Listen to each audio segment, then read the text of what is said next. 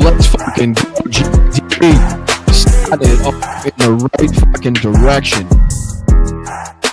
Let's go, brother. Appreciate you, man. Appreciate you. Hit that like button on the way in, guys. Hit that like button. Let's go. Fire it up.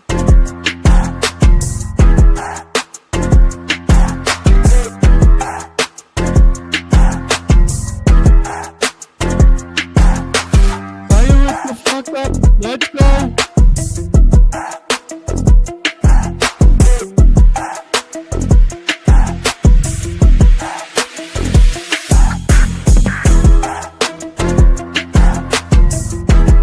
I'm standing up here bashing the living shit out of Nazis.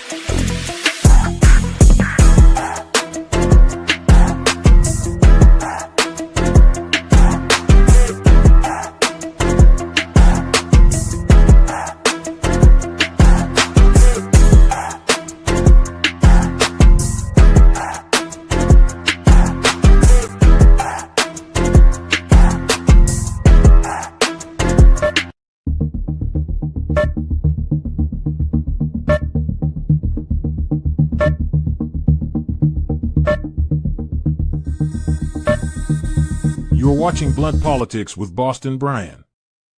Let's go, and I appreciate you for fucking doing so. I really do. Thank you so much. Hit that like button on the way in. Subscribe to the channel. It's free to do so. I'm Boston Brian. This is Blunt Politics, the political podcast made to sift through the propaganda, bullshit, the lies of the mainstream media, Republicans, Donald Trump, and breaking it down for you and me, the working class, everyday individuals of this country, because that's who's affected by these policies. I really appreciate you guys and all of the help and support that you guys have shown this channel since we launched. So if we could please make sure that continues, I would be very greatly appreciative of that. So there's a Venmo up in the corner just to get all the fucking bullshit out of the way. There's a Venmo up in the corner. It's patreon.com/Boston Brian. Should be a ticker somewhere on the bottom telling you where to go. It's $2.99 for a membership for 1 month. Really goes a long way to help. You can gift memberships, you can send super chats, you can send super thanks, you can use the PayPal, multitude of different ways you can contribute, and I would very much ask you if you're in the financial position to do so, and I bring you some value that you think about throwing in a buck or two to support independent media. What do you say we get in? First of all, thank you, JD. Fucking right off the bat, JD just lighting it up over there in the chat with the 10 gifted subs. Where are you? Let me say, there you are, buddy. There you are. Thank you so much, JD. Appreciate you starting it off in the right direction. Appreciate you kicking it off with a positive attitude. Nordez right behind you, as usual. Thank you, guys. You two are a fucking a 1-2 punch that not many people can contend with. So I really do appreciate you guys, and everybody else that wants to gift memberships or receive the membership. Make sure you're thanking the people that contribute to the channel. I really do appreciate it. Thank you, mods, as always, for keeping this chat a safe space, whether you're on Facebook, YouTube, Instagram, Twitch, wherever. Thank you so much for everything that you do and keeping this chat safe. We'll link up sometime this coming week on a meeting just so we can kind of touch base. I know there's a few new mods in there, and go over a few things and get some feedback from you guys, and we'll touch base on that, so don't worry about it. Let's get into saying hello to the rest of the fabulous people in the chat. Fabulous people like Don C. Happy Ukrainian Independence Day to you, my friend, as well. Heroyam Slava. I appreciate you. What up, David? How are you? JD, again, appreciate you. Hello, Julie. Hey, Briantologists, use democracy, badasses. Like, share, comment, subscribe, and thank our mods. We're much stronger together. Slava Ukraini.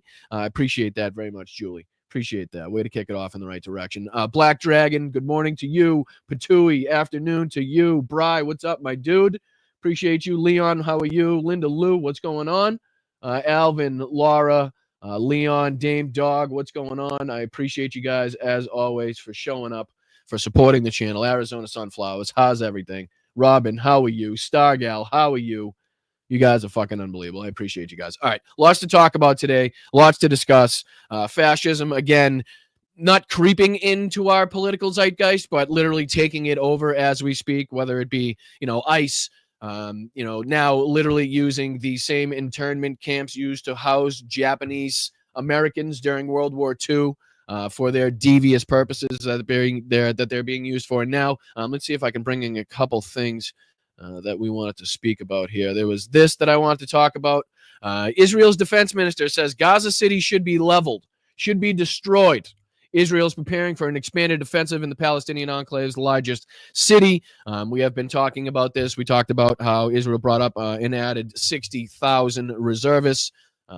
We've talked about people like Smotrich and Ben-Gvir and Benjamin Netanyahu and their genocidal policies and exactly what they want to take, what they're trying to do. And this is no different. A day after Prime Minister Benjamin Netanyahu said he would authorize the military to mount a major operation to seize Gaza City, Defense Minister Israel Katz warned that the enclave's largest city should be, quote, turned into Rafah in Beit Hanun, areas reduced to rubble earlier in the year. And he also goes on to say, the gates of hell will soon open on the heads of Hamas murderers and rapists in Gaza until they agree to Israel's conditions for ending the war. He wrote that in a Twitter post. But yeah, that's just one of the stories. And then this leads right into this Guardian article that I wanted to talk about. This is a quote from one of the lead top Israeli humanitarian rights groups. The lady working for there says, our country is committing a genocide. The lady's name is Yuli Novak. We'll take a look at one of her statements. My generation was raised wondering how ordinary people could countenance an atrocity in grotesque twist. The question has circled back to us. What have we been talking about on this show? What have we been talking about? History doesn't repeat, but fucking human nature does.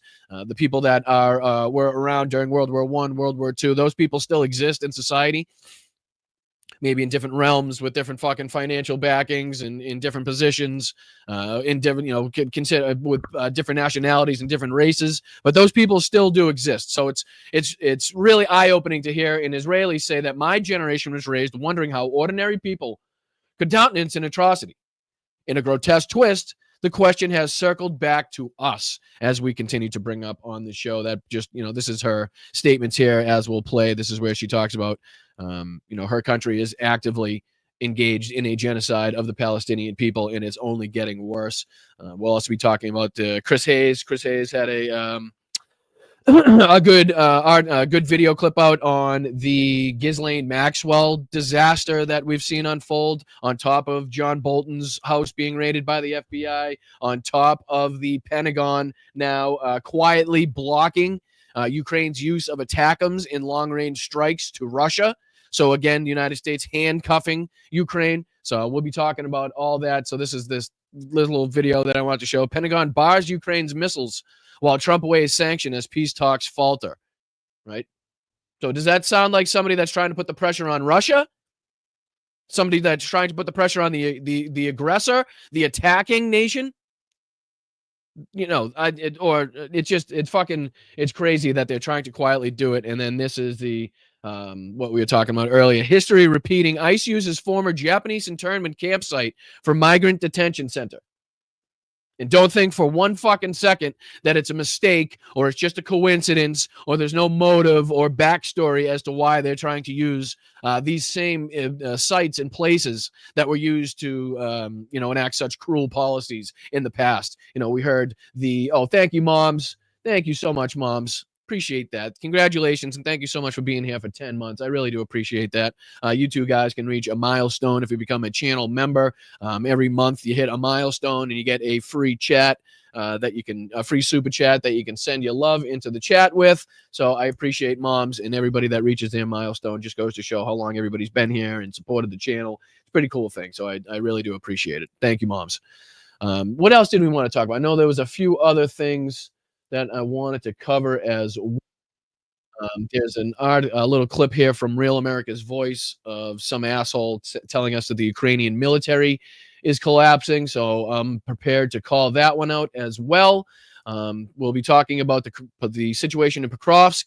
Obviously, the Japanese internment camps we covered. There's a BBC video talking about Ghislaine Maxwell, her fucking ridiculous interview with Todd Blanche, in which Todd Blanche was literally Todd Blanche quite literally was finishing the sentences of Ghislaine Maxwell.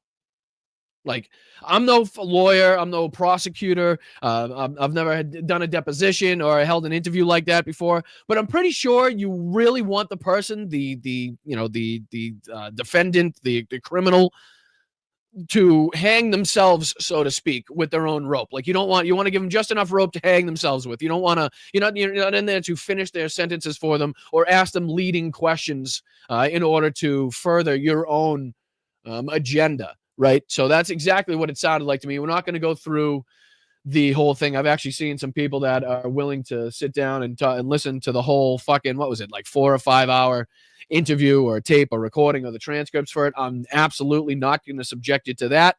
I may at some point kind of run it through Chat GPT and see if it can pull up some timestamps of some important moments. I know people like Chris Hayes and the BBC video that we'll watch here has pulled up several clips in which they found interesting and important.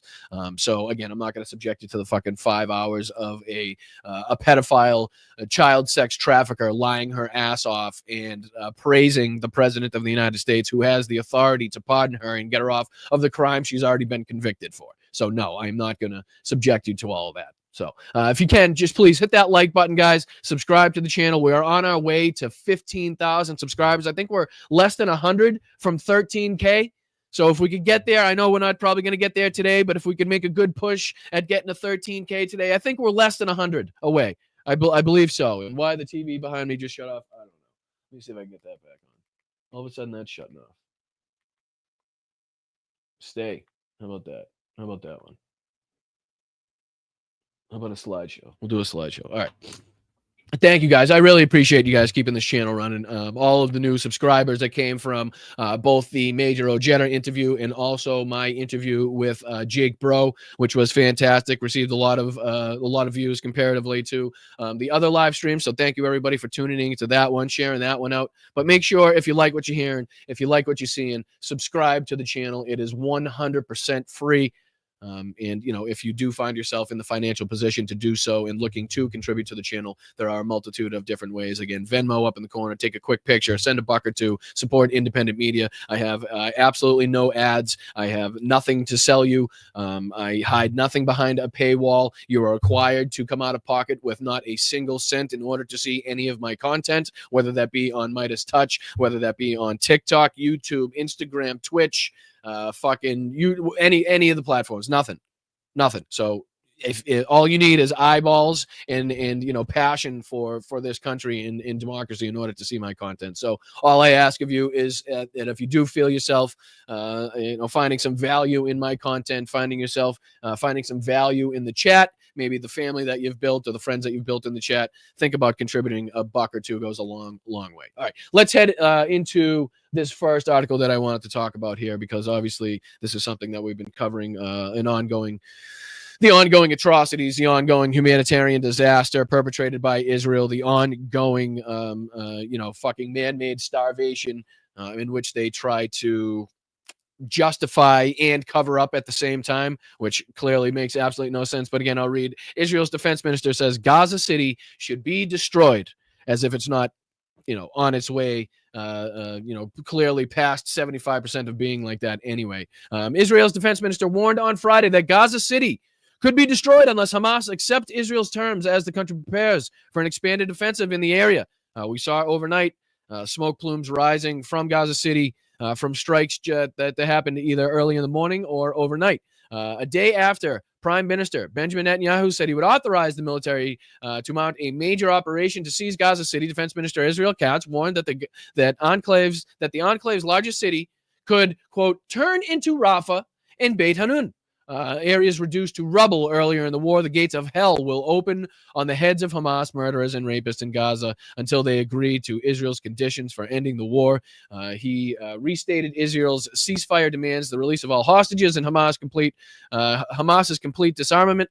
Hamas said it would release captives in exchange for ending the war, but rejects disarmament without the creation of a Palestinian state. Thank you, Linda, for the $5 Venmo. I really appreciate that. Your contributions go so far in helping this channel and keeping us going. So thank you so much, Linda, for your Venmo. Again, they show up on my phone every time somebody sends one in. So if I see it out of the corner of my eye, I will definitely call it out. If I don't, make sure you stick around to the end of the show, because I go through every super chat, every super sticker, every membership milestone, whatever it is that you guys come out of pocket with, whether it be on Venmo, PayPal, or YouTube or anywhere else. I try to recognize every single person. So make sure you stick around to the end of the end of the show if for some reason I do miss your contributions. The wide-scale operation in Gaza City could start within days. Gaza City is Hamas's military and governing stronghold atop of what Israel believes is an extensive tunnel network that we've continuously heard about but seen absolutely no evidence of. It is also sheltering hundreds of thousands of civilians and still houses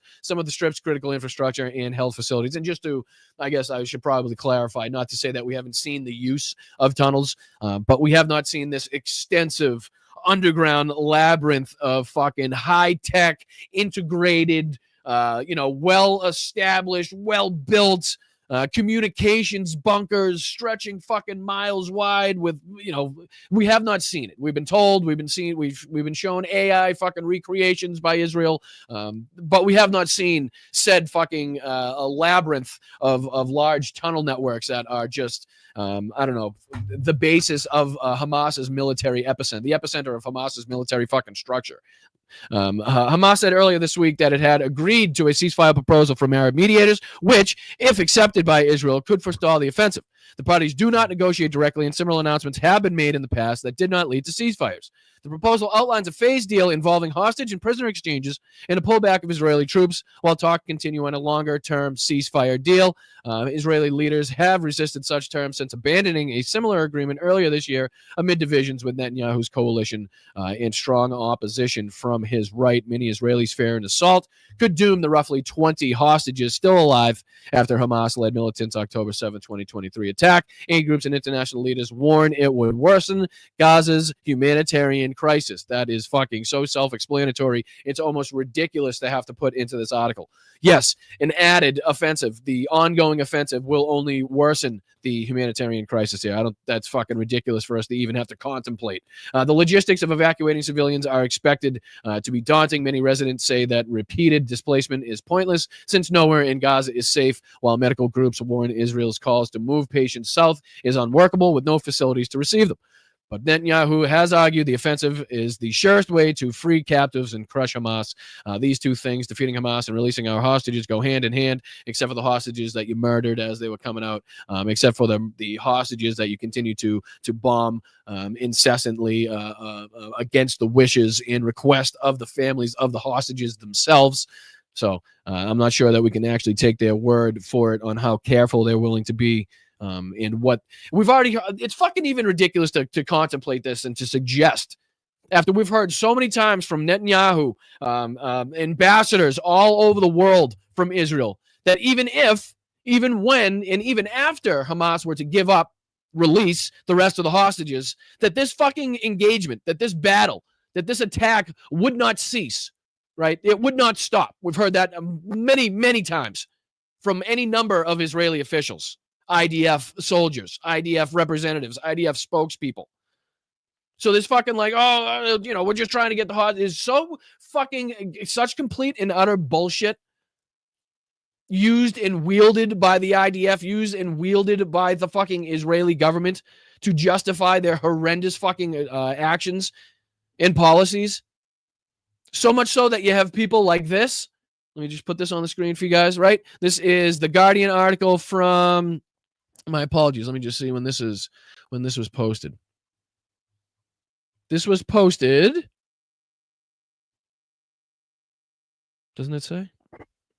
This was posted Wednesday, the 30th of July, 2025, all right? And it says, I lead a top Israeli human rights group, an Israeli human rights group. So fucking check your anti-Semitic bullshit rhetoric talking points at the fucking door on this one, please, okay? So I lead a top Israeli human rights group, and she says our country is committing genocide. No ifs, ands, buts, maybes, possiblies, kindas. It looks like, that's what it seems like, it could be, none of that shit. Our country is committing a genocide. And then she goes on to say that my generation was raised wondering how ordinary people could countenance an atrocity. In a grotesque twist, the question has circled back on us. This is the photo says here, the surreal has become routine. Sites reduced to ash, entire neighborhoods flattened, families displaced, then displaced again. I mean, look at this, guys. Look at this. Let me just see if I can make this bigger on your screen. Look at this. I'll even. I mean, what are we talking about? What are we talking about? And you'll go on to see later on in the show, I got a clip here of another Israeli official, another Israeli representative, trying to tell us that the world is being lied to as it pertains to the famine, as it pertains to the starvation of the Palestinian people, and that there's more than enough resources and food to go around. Does that look like a place on screen right now? Does that look like a place where there's adequate resources, food, shelter, water? Does that look like humane conditions to you? You know, I'm not even going to say anything. I'll just let you be the judge. Here's the photograph. Look in the background of what the homes look like that are even still standing. The rubbish, the lack of fucking water, the lack of food, the lack of resources. And you're going to fucking try and you know, and that's fucking a maniacal laughter as it pertains to the Israeli officials that actually tried to still say that there's no ongoing humanitarian crisis, there's no ongoing starvation, there aren't children that are dying every single fucking day because they can't get enough food, children that should weigh fucking double what they weigh now, triple what they weigh now. Is just so fucking enraging. It's so fucking frustrating. The question keeps gnawing at me. Could this really be it? Could we really be living through a genocide? Outside Israel, millions already know the answer, but many of us here can't or won't say it out loud. Perhaps because the truth threatens to unmake everything we believed about who we are and who we wanted to be. To name it is to admit that the future will require reckoning, not just with our leaders, but with ourselves. But the cost of refusing to see is even higher. For Israelis of my generation, the word genocide was supposed to remain a nightmare from another planet, a word tethered to our grandparents' photographs and the ghost of European ghettos, not to our own neighborhoods. We were the ones who asked from a distance about others. How could ordinary people go on with their lives while something like this happened? How could they let it happen? What would I have done in their place? In a grotesque twist of history, that question now circles back to us. For nearly 2 years, we've heard Israeli officials, politicians, generals alike say out loud what they intend to do, to starve, flatten, and erase Gaza. We will eliminate them. We will make it uninhabitable. We will cut off food, water, electricity. They weren't slips of the tongue. They were the plan. And then the Israeli military carried it out. By the textbook definition, this is genocide. The deliberate targeting of a population, not for who they are as individuals, but because they belong to a group. An attack designed to destroy the group itself. We told ourselves the stories to survive the horror. Fuck, I'm not even going to get through it. Stories that kept guilt and grief at bay. 1 second.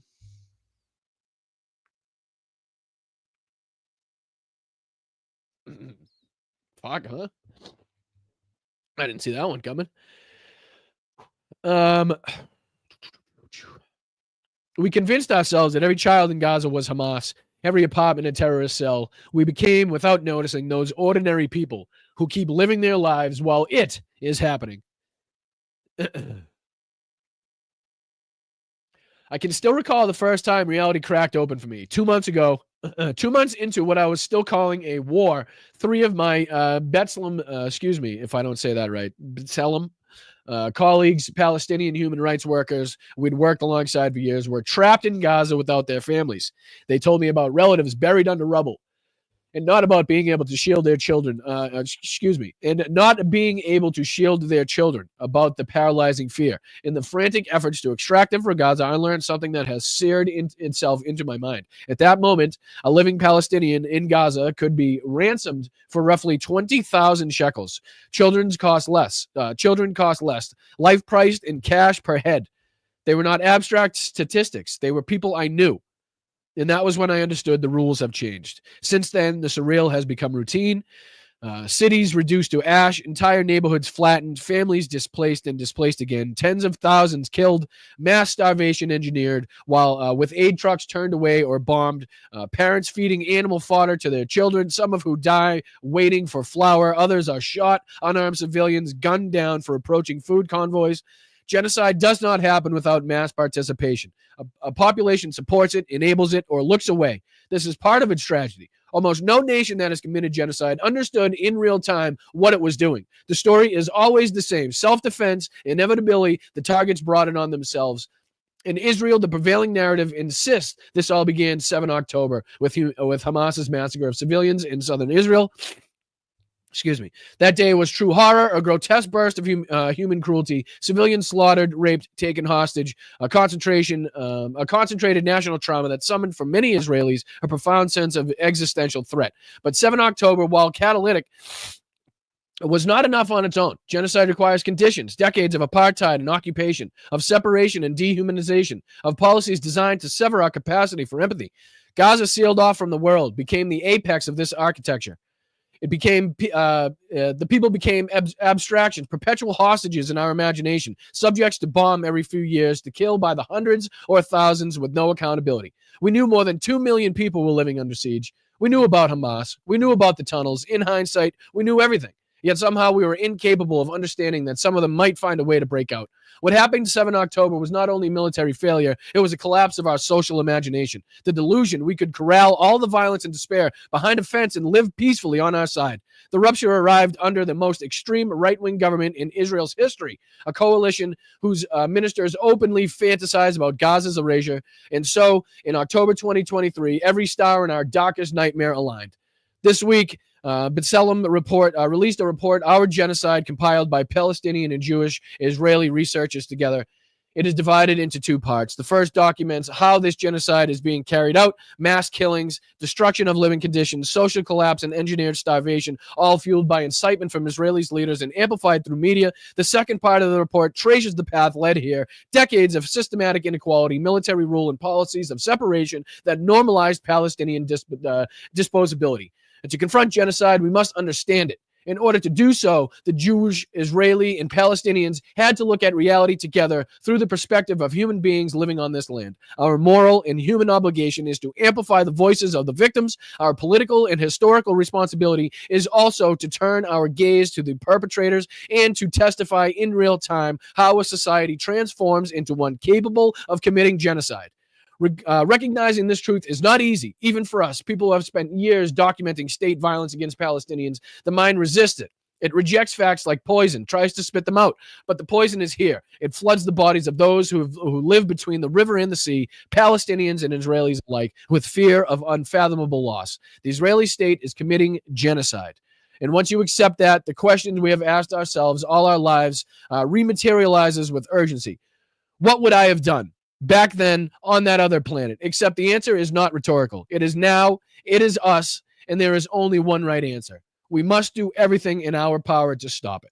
Yuli Novak is the executive director of B'Tselem, the Israeli Information Center for Human Rights in the occupied territories.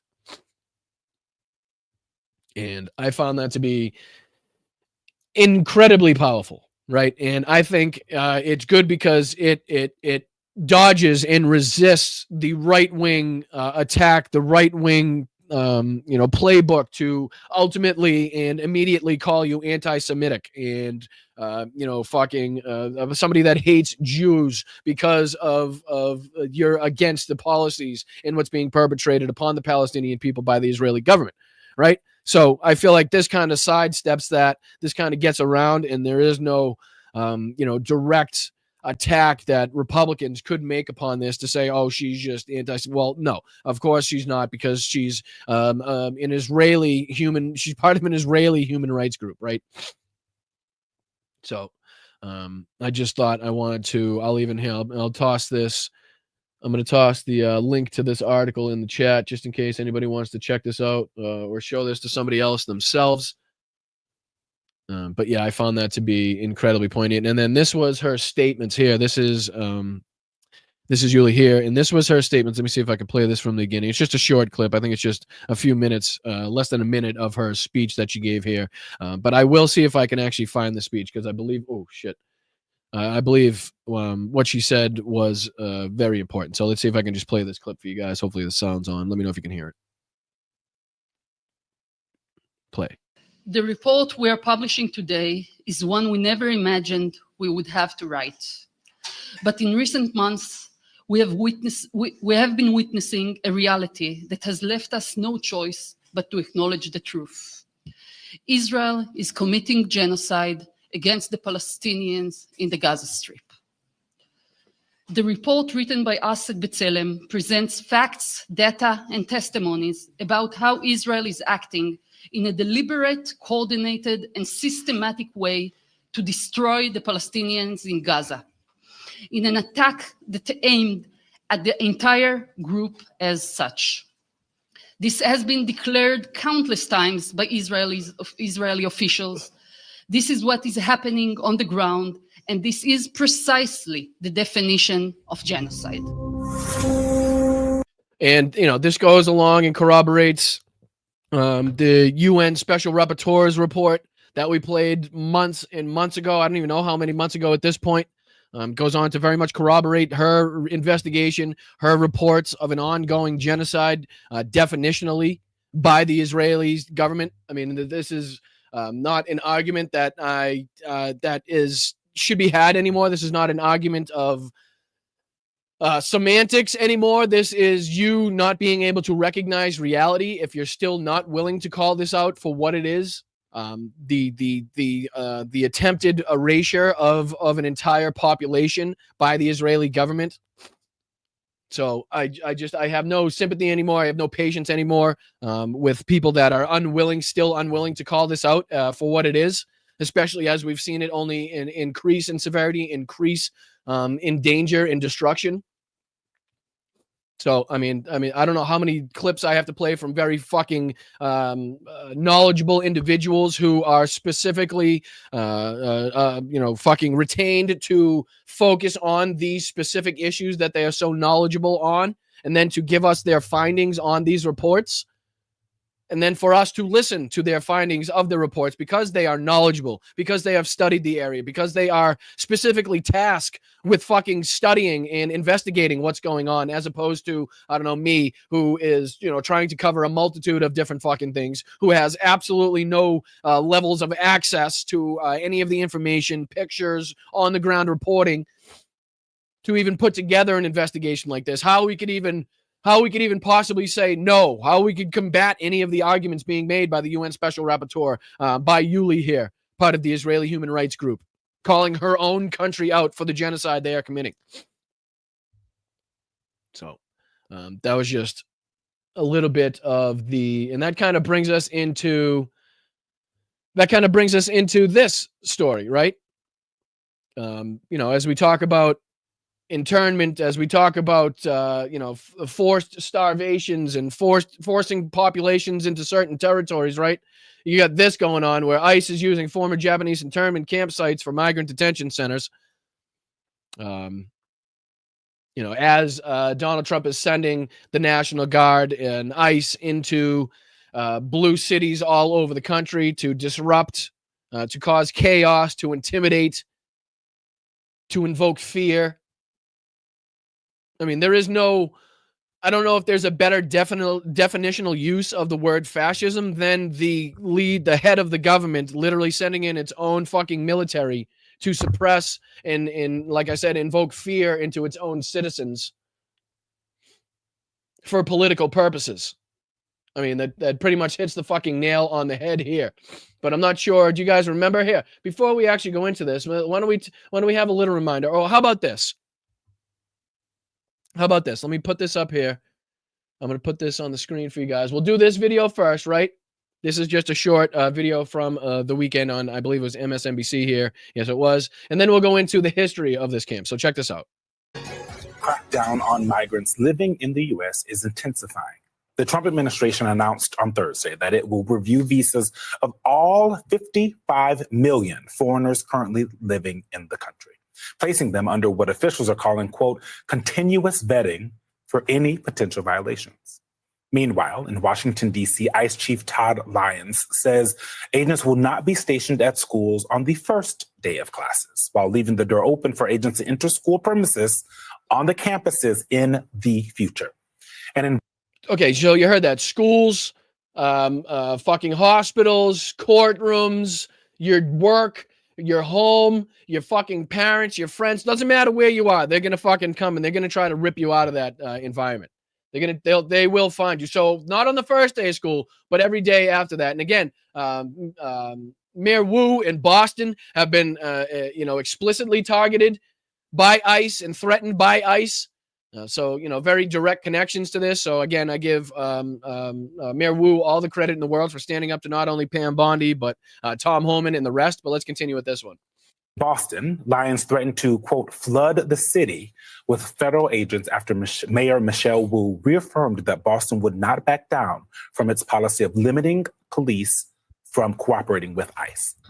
And the administration isn't just escalating tactics, it's pouring billions of dollars into them. Just this week, DHS Secretary Kristi Noem is pushing for the agency to purchase a fleet of deportation planes, which could cost you, the taxpayer, up to $12 billion. Okay, so as we're talking about inflation on the rise, job growth has slowed, fucking stagflation coming into reality here. We're going to continue to spend more on painting the wall.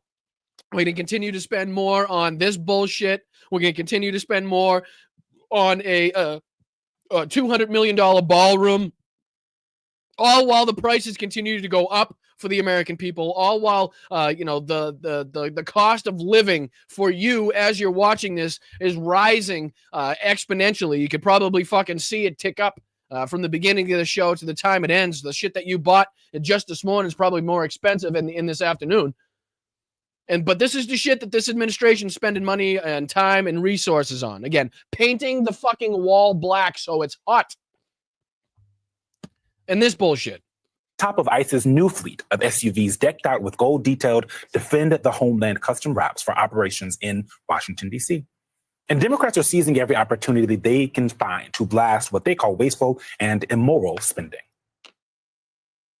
What is also immoral is the amount of money that is being poured into this immoral system. The immigration detention. Excuse me just for a second, but I'm going to skip forward just to where they talk about the camp so we can stay on track here. My apologies. Congresswoman Veronica Escobar of Texas. Congresswoman, thank you so much for joining us. I want to start with your recent visit to a new migrant detention facility in Fort Bliss, which was previously used as a Japanese internment camp during World War II.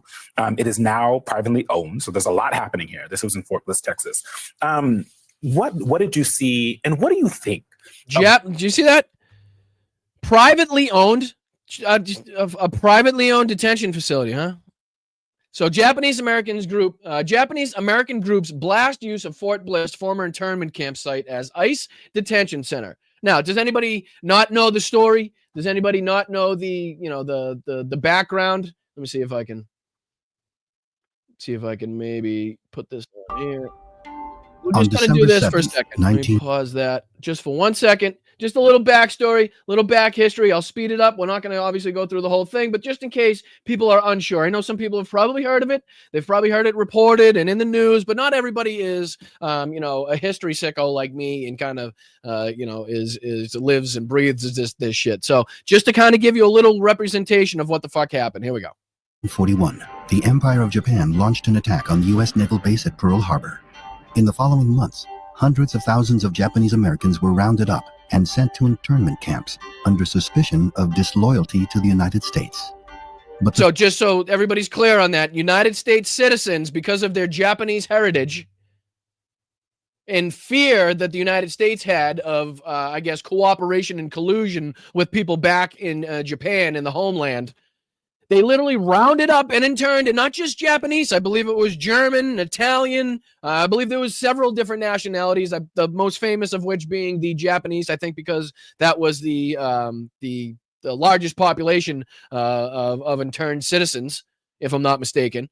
But this was the United States of America interning its own fucking citizens.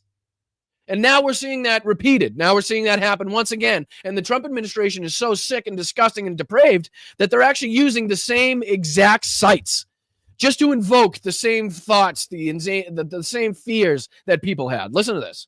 feelings that paved the road to internment began long before the attack. For more than 80 years, Asian What did that? Hold on, let me see if I can go back and I just want to see if I can. I want to see what that poster said there. Let's see here. It was the red one, right? Where was it? Where was it? Where was it? Where was it? Right. What did that red one say? road to internment began long before the attack. Oh, there it is, right there. All in right there. Western Defense Command and 4th Army Wartime Civil Control Administration. April 4th, 1942. Instructions to all persons of Japanese ancestry living in the following areas. And it goes on to list the areas, and then I'm sure it says the following instructions must be observed. It probably tells you where to report. I mean, fucking wild shit. Wild shit that, again, we thought we'd never see again in our fucking, in the history of this country. Of course, we're not going to intern and round up our own citizens just because of their ancestry, because of their heritage. And we're not going to blame them. We're not going to intern them. We're not going to punish them for something that an entirely different group in an entirely different country is doing and engaging in. For more than 80 years, Asian immigrants. Notice, look at what it says in the background, too. Notice, communists, nihilist and socialist, Finian and hoodlum, welcome, but no admittance to Chinamen. Right? Obviously, a little thing of propaganda there where they're letting in anybody. You can be anybody. You can be a hoodlum. You can be a socialist. You can be a nihilist, a communist, but you can't be Chinese. You can't be Chinese. Gate of Golden Liberty, and I think that's just a play on this the roundup. Were viewed as economic threats, spurring various laws that effectively banned them from the country. For those who made it to America, the lingering resentment culminated after Pearl Harbor. Motivated by vocal outcries from politicians and military officials, FDR signed Executive Order 9066, empowering the U.S. Army to designate areas from which any or all persons may be excluded. He later formed to designate areas from which any or all persons may be excluded. The War Relocation Authority to establish 10 permanent camps housing nearly 120,000 Japanese Americans. 10 permanent camps.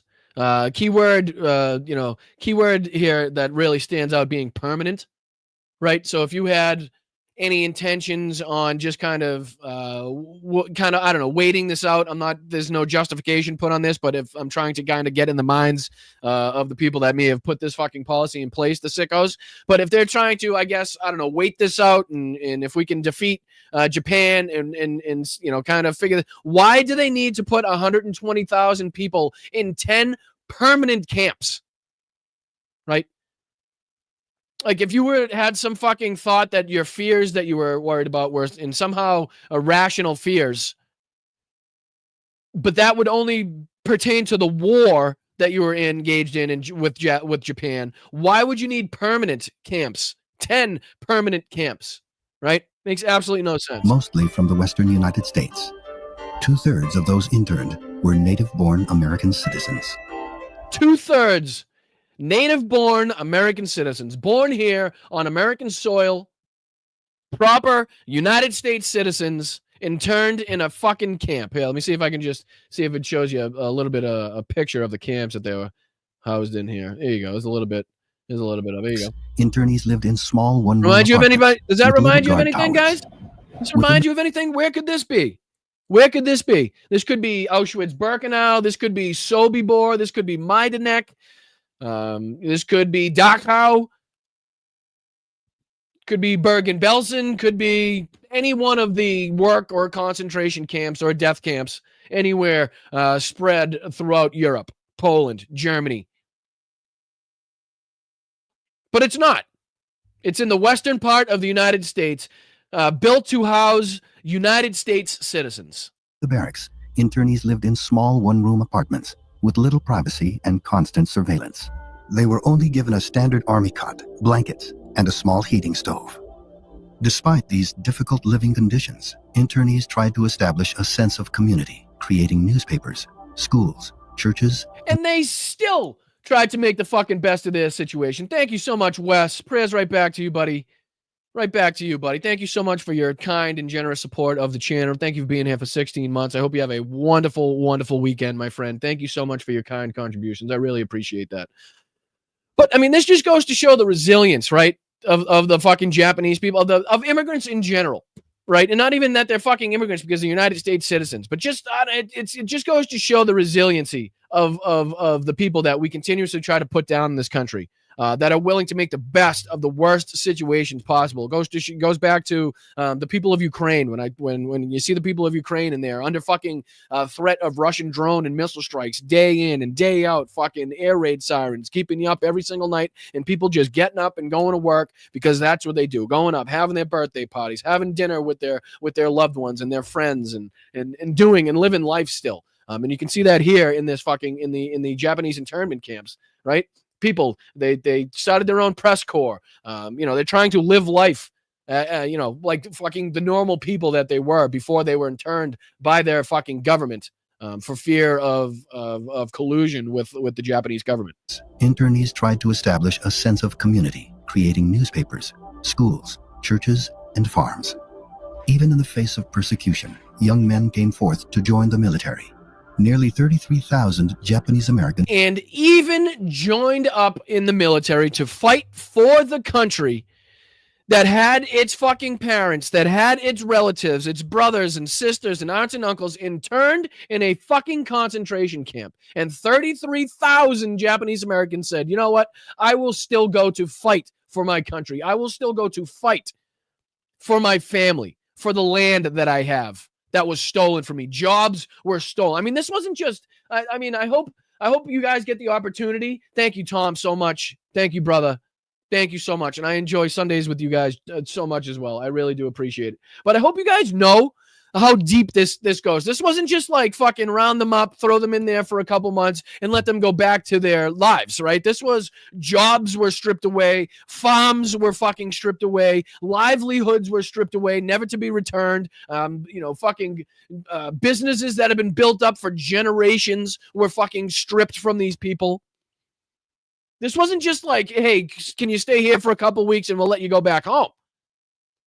No, this was a widespread fucking coordinated effort to strip these people of every single bit of humanity and power that they had inside of the United States, to make sure that they were alone and destitute and unable to, I guess, again, affect any change by colluding with the fucking Japanese government.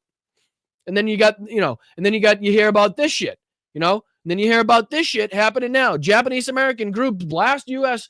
Use of Fort Bliss, which we just saw, former internment camp, as site of ICE detention center. And we'll continue. And what do you think about the administration, knowing everything we know now, everything we know about that site, what it was used for, the horrors that happened to Japanese people there, them using it now as a migrant facility? Well, good morning. Thank you so much for having me on to talk about this. And sorry, who should have fucking something to say about this? You know who should have something to say is this fucking fat bastard. Where is he? Hold on. I know Mel sent it to me. Let's see if I can pull this up. This fat bastard. If anybody should be upset at the use of fucking former Japanese internment camps, it should be this guy. And just give me a second. Give me a second as I try to pull it. Come on. Nope, I want you to page unresponsive. Why would it be unresponsive? Okay. Oh, here we go. All right, let me see if I can pull this up for a second. Bear with me. Here it is right here. Mel sent this to me. This is the training. Look at Dean Cain. Look at Dean Cain's training he's getting in, folks. And I'll tell you in a second why I bring up Dean Cain and the Japanese internment camps. Check this out. This is Dean Cain. And so this Superman. time, Dean Cain isn't flying there. He's going through that obstacle course and training to be an honorary ICE agent. He was working hard out there, and this is exactly what those recruits will do as they're picked one by one. Whoa, and they're at the federal hold on. law enforcement. Slow down, Dean. You don't want to get there too quick. Slow down. Take a breath. Take a second. Somebody get this fucker a cape. Training center in Brunswick, Georgia. This place is amazing. And oh my God. But I only see that. I only say that because Dean Cain himself, yes, ladies and gentlemen, is of Japanese ancestry, right? Is of Japanese descent. So you would think that if anybody has a fucking horse in the race, if anybody has, you know, a fucking a dog that they have racing in this in this battle, is fucking. You think Dean Cain might have something to say? The guy that is actively training to so this time, Dean Cain isn't flying there. To put them in that exact concentration camp, to put them in that exact fucking facility, right? Is going through that obstacle course and training to be an honorary ICE agent. He was working hard out there, and this is exactly what those. Yo, that fucking whoever he's chasing is fucking 9 states away already. By the time Dean gets out of that tunnel, the other guy is already fucking 4 states away, having breakfast, lunch, and dinner with his family. Holy shit! All right, just let's finish out the rest of this little thing. I want to hear what this woman has to say about it. Let's go. Not talking about what's happening around immigration detention enough in our country. And the site that I visited, which is in my community, on our military installation, which, as you mentioned, we are repeating history in America over and over and over again under the Trump administration, repeating the sins of the past, not learning from our history, and engaging in highly immoral behavior. That facility on the screen right now is costing U.S. taxpayers $1.24 billion.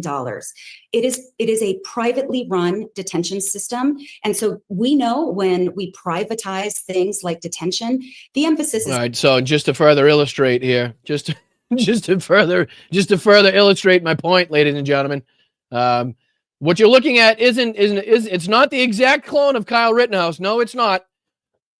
That is Superman doing his best Kyle Rittenhouse impression. That's Kyle Rittenhouse on the left, Dean Cain on the right. Somehow they have morphed into the fucking same person. Don't ask me how that happened, but it did happen. And it's right there on your screen.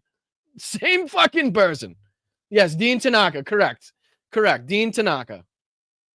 Yep. So you think anybody would be willing to bring this up? The past, fucking wrongs that have been perpetrated on people in this country. It would be Dean fucking Tanaka, but nope. It's not on people. The emphasis is on profits. And this funding mechanism is part of the Republican One Big Beautiful Bill, where they invest our money, $170 billion of our tax dollars, in the Department of Homeland Security. Now, remember, they are cutting Americans' healthcare. They are cutting nutrition programs. They are eliminating cancer research. They are slicing and dicing everything. She goes on to talk about Christian Home here too. Of the deportation planes, sources say these are the planes that. Thank you so much, Arizona Sunflower. Let's fucking go.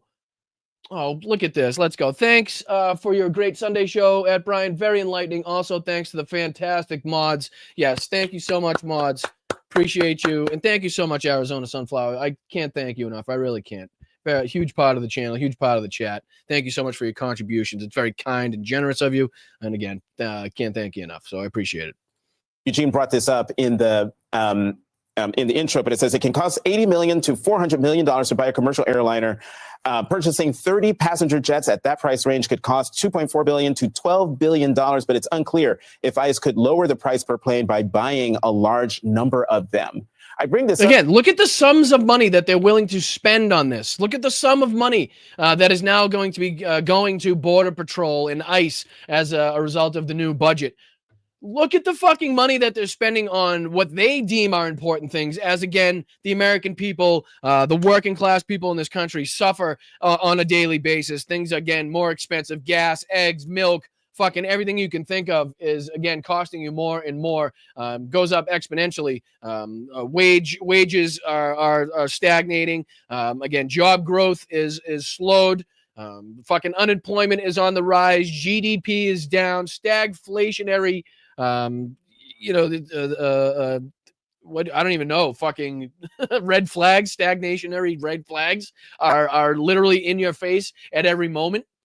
And they're spending billions and hundreds of millions on this and that, and ballrooms and planes and new ICE vehicles, and, like fucking nothing, man. Oh, Ricky, let's fucking go. Let's fucking go, Ricky. Woo! Bam! Fucking 10 gifted. Let's go. Thank you so much. Make sure if you're one of the 10 fabulous people in this chat that receives one of those 10 gifted memberships, you thank, and Ricky and everybody else that has donated so generously to the show, whether it be gifting subs or super chats or whatever it may be. Thank you guys. And again, Venmo up in the corner, bust a buck, try your luck, support independent media. This is literally the truest form of independent media you will find on the fucking internet. People all over the place on the left and the right claim to be independently run, independent media, and they're just fucking not. They're just not. But you guys literally produce this show. You guys are the only reason that that light is on, that this camera is working, and that this microphone is picking up my annoying fucking voice, is because of you guys. So thank you. Thank you. Thank you. I really can't fucking express how important it is for you guys to continue supporting independent media, even if it's not my channel, if it's somebody else's channel. Please think about supporting them financially, because it goes a long, long way in helping these people who put in a lot of work. I know you guys have been talking about the names in the fucking chat, but would you guys rather me sit on fucking email and on the phone with some robot from YouTube that isn't going to fucking give a shit what Boston Brian and Blunt Politics with his 13,000 subscribers is going to say about what's happening in the chat? Or would you rather me watching news clips and learning about what's going on in our society to actively bring you the stories that I think are the most important, so that we can cover those? Because there's a give and take. I can't be as informed as I need to be if I'm going to be sitting here fighting with YouTube about your fucking screen names and what it says your fucking handle is in the chat. So priorities, people, priorities. Okay, so it's not just, this is the least of the work that you guys see. The show itself, it's what goes on in the background and watching different platforms and keeping up with different articles and knowing what the hell is going on so you can stay informed and you don't look like an asshole when you come on to do the fun part, which is the show part. So there's a lot that goes into this. So I appreciate it. All right, well, we done with this one? I don't know if I can stand Kristi Noem's face anymore. Let me just see if there's anything else in this one that I wanted to cover. Let me just see here. No, let's move on to this one. Let's move on to, I'll take her so you don't have to look at her fucking ugly ass face. Let's move on to the Ghislaine Maxwell fucking debacle that continues to unravel before our eyes. People all over the place somehow willing to take a pedophile's convicted sex trafficker's word for it when she's praising, again, the only person that has the power to release her from the situation that she's in. And we're like, trying to break that down and analyze it. I know we're not, but people on the right and MAGA have been trying to analyze it, and it's fucking ridiculous and they look stupid. Again, I don't know if you saw, we got JD Vance sat down with Meet the Press as well. Sergey Lavrov sat down with Kristen Welker as well. So we got a lot more to cover on this show. So make sure you hit the like button. Let's get into this. Let's get into this Chris Hayes clip here, this video, and see what he had to say about the Ghislaine Maxwell debacle that has been unfolding. I'll speed it up just a touch. We're not going to check out the whole thing. Just want to get his, quick words, his quick opinion on everything, and then we'll move on to our next video. All right, I appreciate you guys. Thank you so much. And again, we still have a lot more to cover. The Pentagon quietly not allowing long-range missile strikes in Russia. Again, the Ghislaine Maxwell thing we'll be talking about here, and obviously John Bolton's house being raided, as well as several other topics. So make sure you guys hit that like button. I appreciate you guys. Let's go.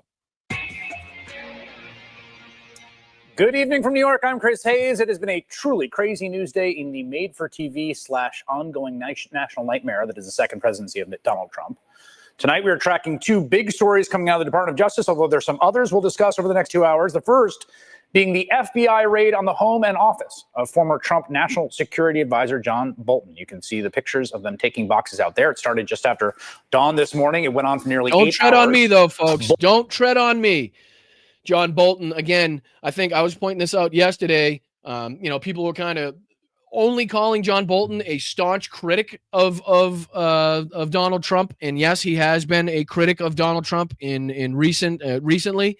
But one cannot forget, and it is not unimportant to remember, that John Bolton was again inside of the Trump administration, actively worked with Donald Trump, was friendly, was inside, was in the inner circle at one point. So this is not a guy that has from birth or, from the fucking moment he took a microphone in front of his face and got on front of camera, was anti-Trump or against Donald Trump or didn't help Donald Trump. So fuck John Bolton. But again, this just goes to show the lengths that the Trump administration is willing to go to in order to weaponize their power, weaponize the government in order to go after their political opponents, their critics, or people that are critical of them at any moment.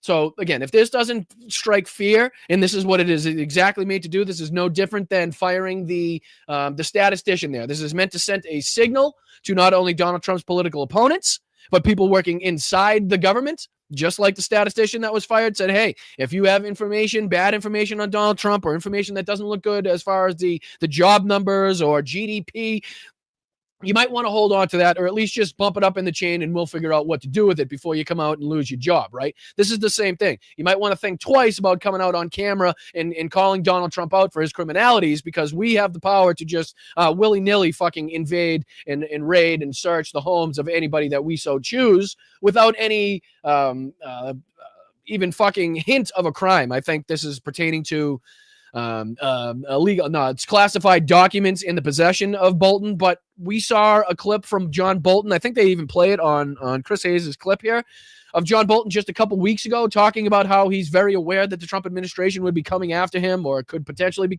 Whoa, Mike, dude. What's up, brother? That is fucking unreal, bro. Hold on. Wait a minute. Time out.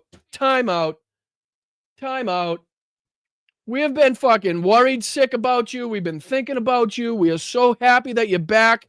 To fucking amen to fuck cancer. It sucks. How did everything go? And with the incredible contribution, holy shit, Mike. So fucking, I'm sorry, my mistake. Sorry, mistake. I'm on drugs. All right. We'll make sure we correct that. You let me know. You just let me know what you meant.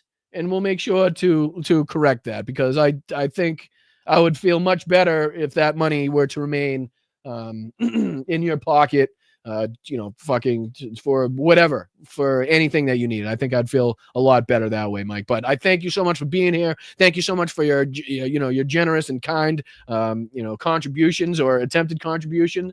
But I promise, Mike, you just let me know, get me a Venmo or a Cash App or a PayPal, whatever, and I will absolutely send back the whole thing. If it was a mistake or whatever you didn't mean to send, just let us know and we'll get it corrected. I promise, Mike. But I'm glad you're well. I hope you got my message on Blue Sky. The chat's been asking about you, so please, everybody in the chat, thank and please say hi to Bicycle Mike and wish him well. We're wishing him some good vibes. So I appreciate you, Mike. Sorry about that mistake. So good to see you, Bicycle Mike. Yeah, fuck cancer. Right. Thank you, Pam. Appreciate that. Very much appreciate that. And thank you. Big hugs, Mike. Big hugs. Sorry about the mistake. I knew something was going on there. I knew something was happening. All right, let's get back to this. My apologies. Let's get back into this. Bolton has become a prominent Trump critic and was talking about fear of retribution from the president as early as last week. Oh, that's what I was saying. My apologies. Just before I start this. So what I was saying, John Bolton was just on television saying that he knew he was in the fucking the Jesus Christ. People are going nuts. Not a mistake. Maybe it would help cool off the mistake. Oh my God, Michael. Thank you so much, dude. Holy shit. You guys are fucking fantastic. Are you sure? Are you sure? Are you fucking sure?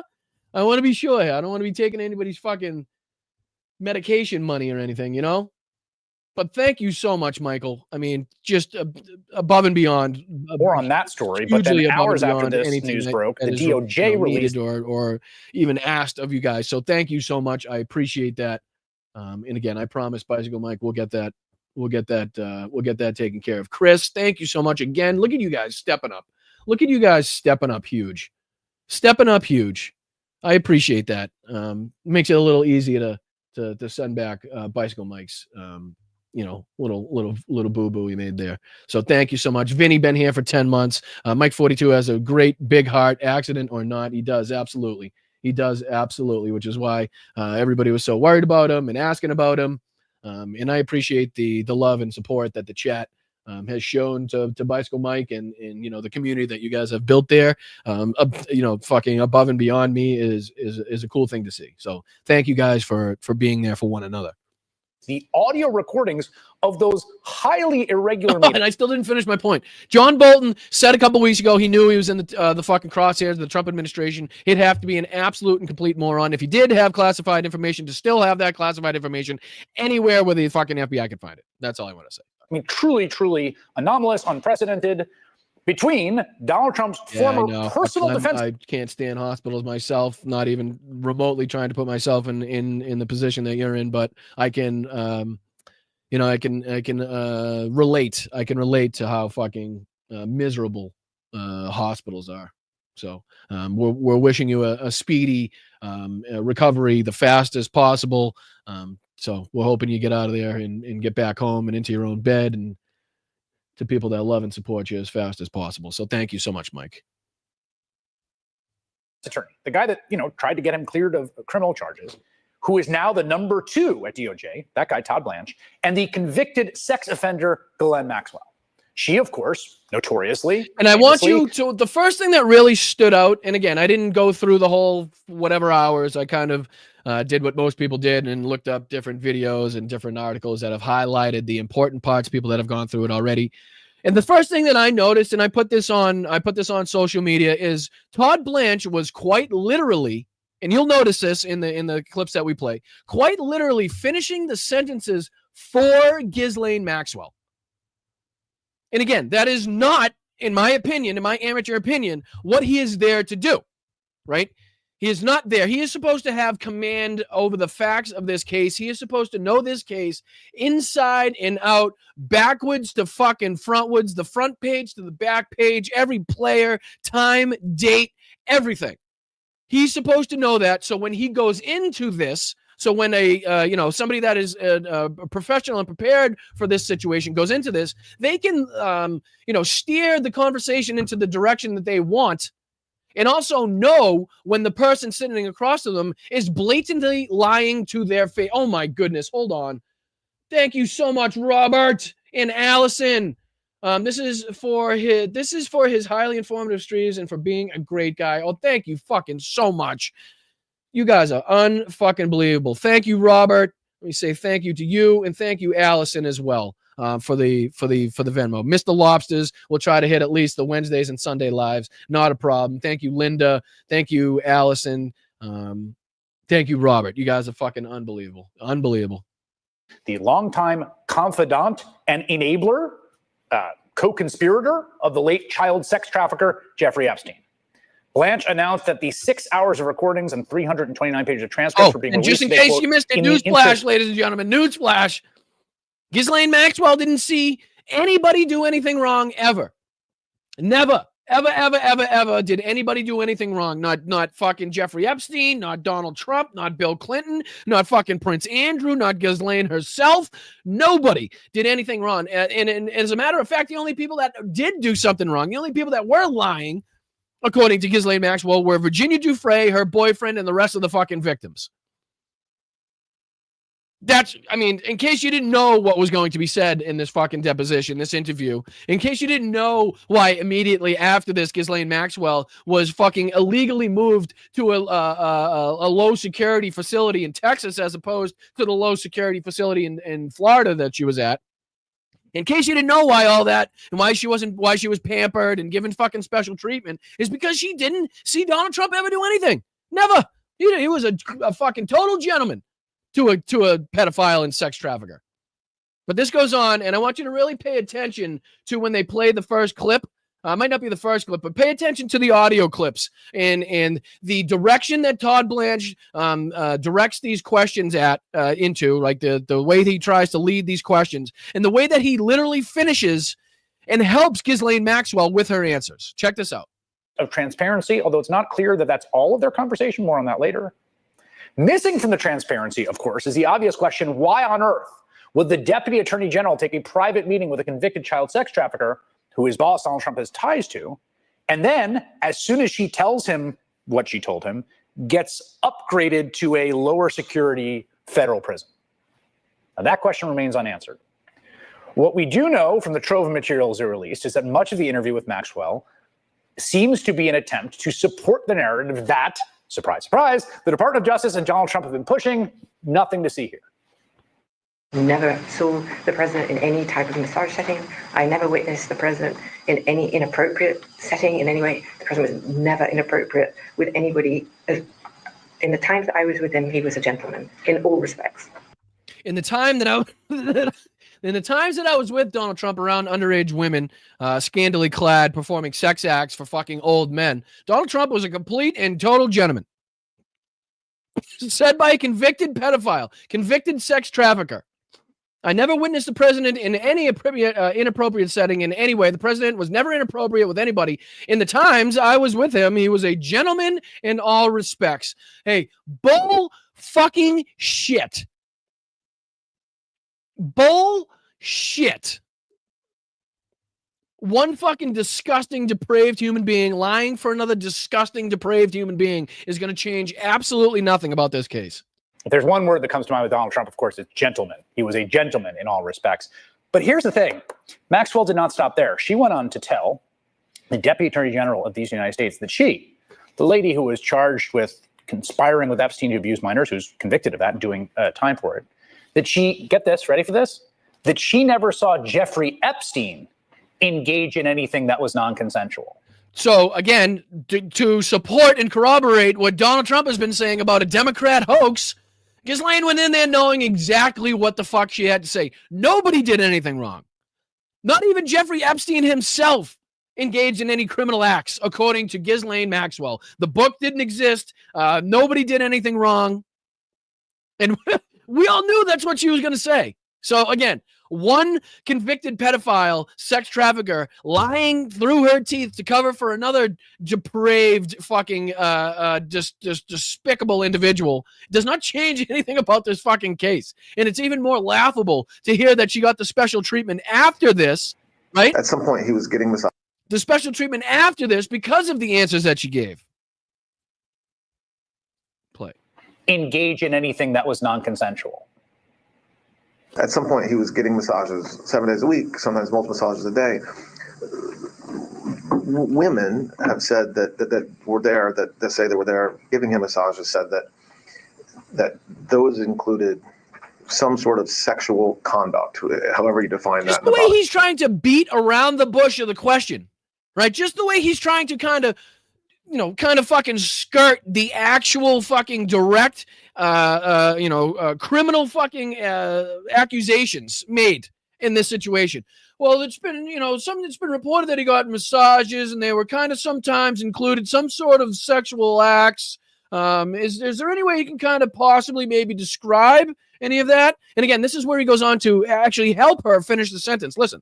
Sense, not just a traditional massage regularly. So what did you see and hear at the time? Where does that leave you in your mind? First of all, he sounds like he's fucking shitting his pants. He sounds nervous as all fucking hell. And I think he should be rightfully nervous because he knows that this is going to be brought up and studied and talked about for a long time to come. And I think he's a little bit uncomfortable in the position that he's now been fucking put in, where he's going to have to give Ghislaine Maxwell the rope, the bait in order to get Donald Trump off of the hook, right?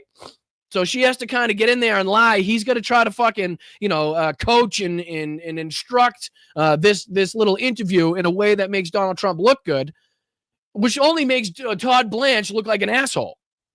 And I don't think he's very comfortable in the position. But listen to how he finishes the sentence here. That's what happened. Okay. So I saw Epstein with women. What I mean by that is he would have women around him. So anytime I saw anybody with him, they were happy to be with him. So fucking disgusting, right? Just fucking gross that she's even allowed and afforded this opportunity to fucking rewrite history in this bullshit. But here we go. This is where he actually finishes the sentence. She's struggling to find a way to, describe or kind of, portray what the fuck was going on. And Todd Blanche actually steps in to give her a fucking an out. Here you go. I never saw an aggressive move. I never saw anything that was non-consensual. Yeah, well, thank you. Okay. So she can't find the answer she's looking for. She can't find the words. She's struggling to kind of find a way to describe Jeffrey Epstein not doing anything against the will of the victims. And Todd Blanche decides to hop in and say, oh, you mean non-consensual? You don't fucking help her there. You let her fucking drag her feet and mumble and stumble and lie her way through the answer so that can be used against her.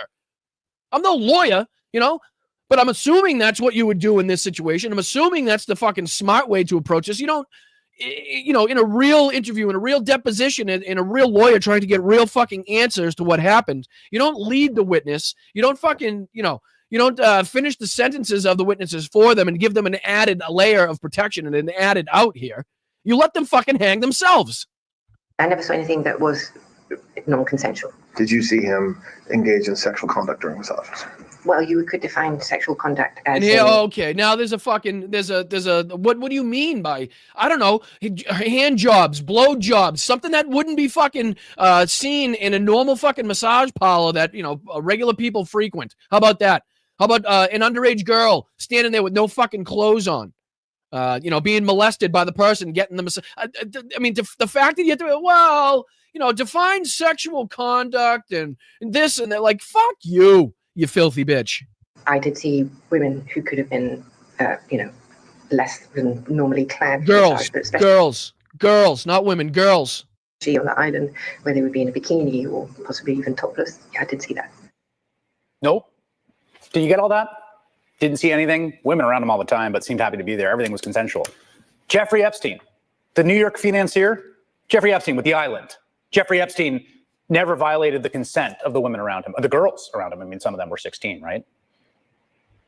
That's the testimony, or at least not the testimony.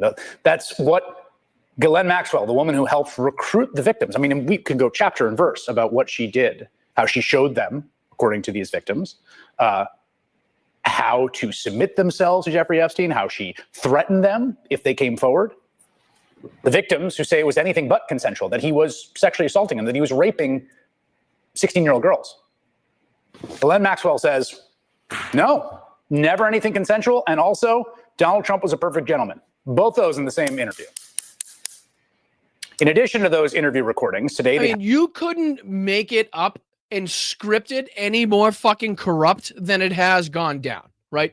You couldn't write this in a room of fucking writers and editors to put together a movie script.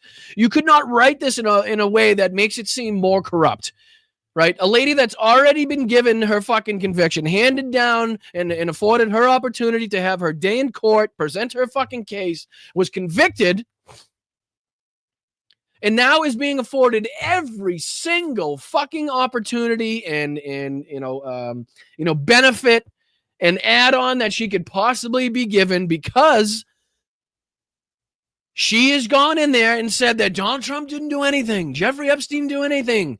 It's nothing to see here, folks. There was no client list. And now, after we find out that she said this, we find out that she's been rewarded even further with the move to a Texas fucking minimum security fucking cell. She's been afforded, the ability to go out and have work requirements or whatever the fuck it is there. Things above and beyond anything that somebody with her convictions at her fucking criminal level would even be available to receive. She's not even supposed to be in that facility due to the restrictions against criminals and pedophiles and sex traffickers being fucking held in minimum security facilities. But she was given a special waiver because of everything that she said here and everything that she was told to say. I mean, you couldn't script it.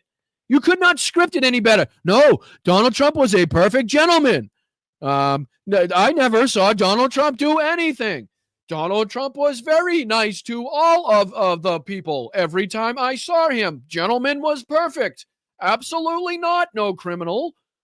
No, of course not. Thank you to him. He was great. I congratulate him. I like him. Like you couldn't script it any more fucking corrupt and like just exactly how you think it would go for somebody trying to, get themselves a pardon from the person that is actively engaged in the same criminal fucking aspects that she was. Right? You can't do it. The writers would be like, that seems a little on the nose there. Seems a little on the nose. I don't think we can actually do that. But then he goes on to talk about the raid of John Bolton's home as well. And going after his political enemies and trumpeting the move on social media by all his factotums. His made-for-TV attempt at an authoritarian takeover just so happens to be consuming the news cycle after news cycle. Right, but here's the thing. It is also very on track here. So before I pop over to cover the John Bolton raid, let me put this on the screen because this was something I wanted to watch as well. Just a couple minutes of this. Ghislaine Maxwell, the convicted associate of this is BBC. I'll put this so you can see the whole thing on the screen. This is DOJ releases Maxwell audio and transcripts from BBC again. As I told you guys the other day when we were showing the LBC clips, I like getting the news. I like getting the perspective of people from outside of the United States, people on the outside looking in, people that don't have an affiliation to the Democrats or the Republicans or any other fucking political pack or group in the United States, people that are just seeing the reality for what it is and then calling it out as they see it. So that's why I love watching the BBC. I love watching, Australian news, fucking the LBC, what they're saying in Germany, what they're saying all throughout Europe, because it gives you some pretty good insight. And it lets you know really quickly if what you're believing and what you think is what the rest of the world is saying and believing as well. So let's see if we can get into this. This is just, I believe, their astonishment at what has been going on with Ghislaine Maxwell. Ghislaine Maxwell, the convicted associate of sex offender Jeffrey Epstein, has denied that his highly discussed client list exists. The US Justice Department has released transcripts and audio recordings of its interview with her last month. She is serving a 20-year sentence for helping the late financier abuse young girls. During the interview, Ghislaine Maxwell was asked about President Trump, Bill Clinton, and Prince Andrew. She told Deputy Attorney General Todd Blanche that she never saw President Trump in any inappropriate setting. Thank you, moms. And he was always cordial to her. She said that allegations about Prince Andrew were not true and that everything, ladies and gentlemen, it is all now fake. It was all made up. That's literally what they're trying to get through here. They're literally trying to say that not even Prince Andrew was engaged in any criminal aspects. Not even the shit about Prince Andrew was true. Not Jeffrey Epstein, not Prince Andrew, not Bill Clinton, not anybody. Nothing. The whole thing was made up. As ridiculous as you, me, know that to be, that's quite literally what they're trying to get through here. That's quite literally the reality that they're trying to write right now. This when Donald Trump says it's a Democrat hoax and it's all made up, that, we know that to be fucking ridiculous, but that's exactly the route that they're trying to take. That's the route that's the game that they're trying to play here. And they're going to use the testimony of a fucking convicted sex trafficker, a convicted pedophile, to justify Donald Trump's innocence in this. Unreal. Not only his, but fucking Prince Andrew, Jeffrey Epstein, the whole gang. This famous photo was fake. And that former... Did you hear that one? That's a fake photo, too. Nothing's real anymore, ladies and gentlemen. Nothing is real. That photo that you were just seeing on screen there of, let me see here. This one. Of this famous photo of Prince Andrew and Ghislaine. Nope. Photoshop, they say. Ghislaine says it's fake. Never happened. Never happened. Don't believe your lying eyes, ladies and gentlemen. Don't believe your lying eyes. One of Epstein's so-called clients. Our North America correspondent, David Willis, has the details. Convicted of helping Jeffrey Epstein recruit, groom, and abuse underage girls, nobody knows more of his dark secrets than Ghislaine Maxwell. Of interest to many, the friendship he forged with Donald Trump in the late 1990s, a friendship she insists that was completely above board. I don't recall ever seeing him in his house, for instance. I actually never saw the president in any type of massage setting. I never witnessed the president in any inappropriate setting in any way. The president was never inappropriate with anybody. In the times that I was with him, he was a gentleman in all respects. That does it, folks. Wrap it up. Fucking case closed. Fucking Columbo says we don't need that one. Okay, we got everything we need here, folks. All right. So do we have to really go back to the story that we played here? Let's see. Let's see. Let's see if this brings it up just real quick. Remember the video that we played here on? Yep, there it is. Ex-girlfriend There it is. speaking out Remember this tonight. Stacey Williams, a former Sports Illustrated. Remember Stacey Williams talking about how Donald Trump groped her in the office? Let me see if I can. It's probably right here. Let me see. And how did Epstein talk about Trump? Sort of what was the quality of those anecdotes and how he described him? So I'm just trying to pick up the part where she's that was his describing the bro, that was his interaction. wingman. It was clearly, I'd hear Jeffrey the second time when we started dating based on that you told them about this alleged incident Here we go. over past decades. Can you tell me more about what happened that day and particularly how Trump and Epstein interacted? Yeah, and before I get into the details of what happened, which, obviously I told you guys and I've shared with multiple outlets, the specifics of the assault that happened. I want to point out that I was supposed to, Michael Wolff has hundreds of hours. So I'm just going to go to the story. So those are two, Jeffrey. He was always talking about Donald. It was his bestie and everything. And he was joking about how Donald thought I was hot and Donald thinks I'm this or whatever. This is, again, just I'm playing this just to, again, prove the bullshit coming out of Ghislaine Maxwell's mouth when she says she never witnessed Donald Trump doing anything inappropriate ever. Okay, well, here's firsthand testimony from somebody that Donald Trump inappropriately touched in the fucking presence of Jeffrey Epstein in Trump's office. So just to fucking throw that one out the door for Ghislaine real fucking quick. Here you go. Wants to talk to you. And he was telling me this as we were taking a walk down Fifth Avenue one day. And he said, let's stop in and see him at his offices. So we went up to his office in Trump Tower. And within a couple of minutes, Donald was outside of his door and his hands were all over me. They were on my breasts, they were on my butt, they were on, my hips up and down, while the two of them just kept having a normal conversation. Right. So, I mean, we've played that on the show before, but I think it's very important to keep going over what these victims continuously say and how fucking similar the stories are, and how much we can actually glean from fucking what these women actually went through, and call out the bullshit again from Ghislaine Maxwell about Donald Trump never doing anything inappropriate. Fuck you. I've heard from his mouth inappropriate shit. We've seen on camera inappropriate shit. Grabbing women by the pussy without consent is inappropriate shit. Talking about your daughter's breasts is inappropriate shit. Saying that you and your daughter have sex in common is inappropriate shit. Grabbing women in your office by the crotch and in the ass and in the breasts in front of Jeffrey Epstein, that's inappropriate shit. Right, and absolutely, not just inappropriate, it's criminal. Correct. Absolutely. Absolutely. It's criminal. Not just inappropriate. You're absolutely right.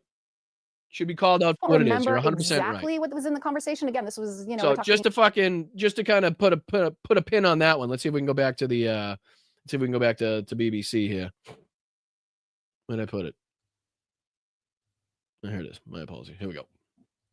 The US Deputy Attorney General Todd Blanche, once Donald Trump's personal lawyer, also asked about reports of a so-called client list containing the names of Jeffrey Epstein's wealthy and influential clients. And here, where Ghislaine Maxwell says, doesn't exist, never a thing.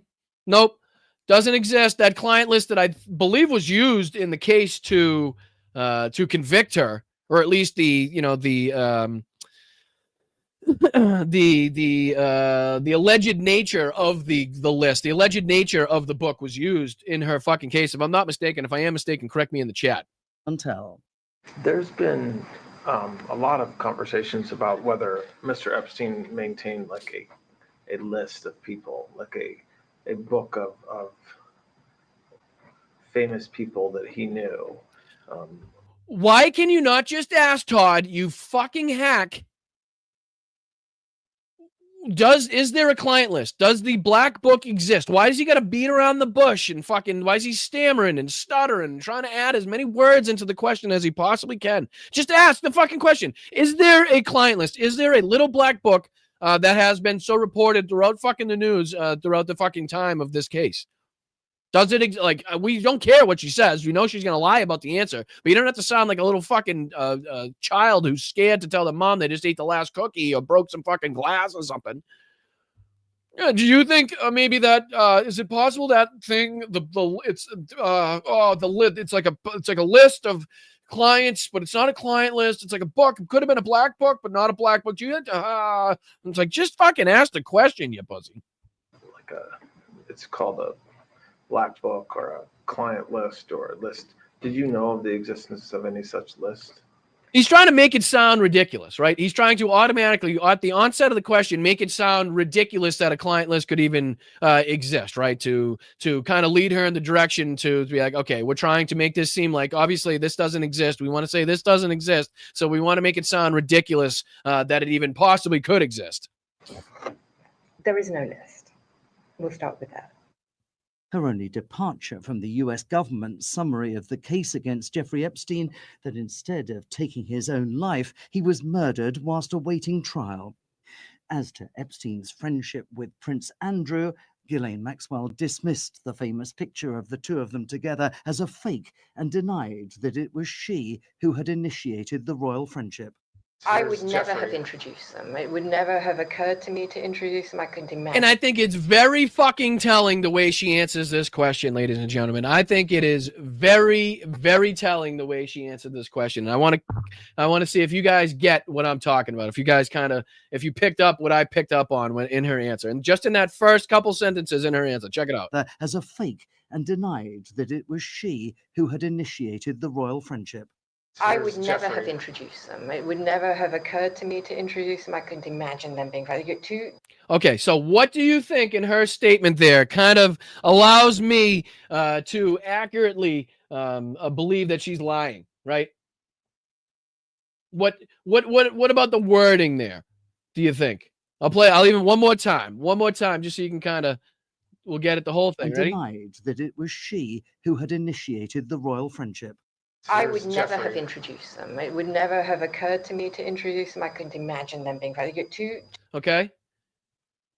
I would never have introduced them. She doesn't say I never introduced them. She didn't say I 100% did not ever, put these two in a position where they would meet. She never said I didn't, I never, no way. She said I would never have. I could never see myself doing this, right? That's not the same as I know for a fact I did not.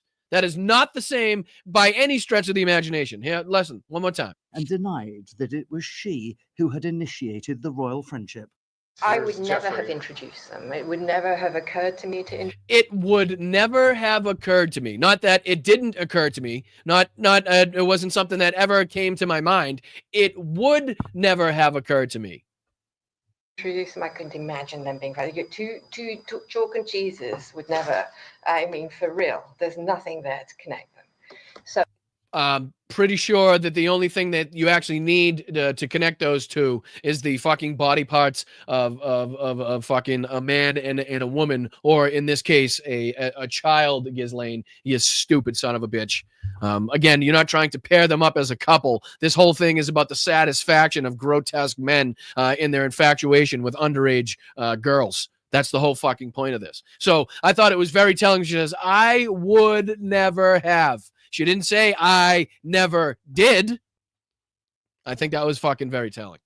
He met Prince Andrew, and then he had a relationship. I don't like that word. It sounds funky. They had a acquaintanceship. And she's so on top of the words that she needs to use. Like, she's very, very aware of the way that she needs to direct the conversation, of the words that she needs to be careful using. So when she says, in this case, relationship, she catches herself right after and kind of realizes that she has to backtrack the word relationship because of the way that can be misconstrued. One more time. Listen to how she says relationship that they had, and then it's like, shit, maybe I shouldn't call that a relationship, right?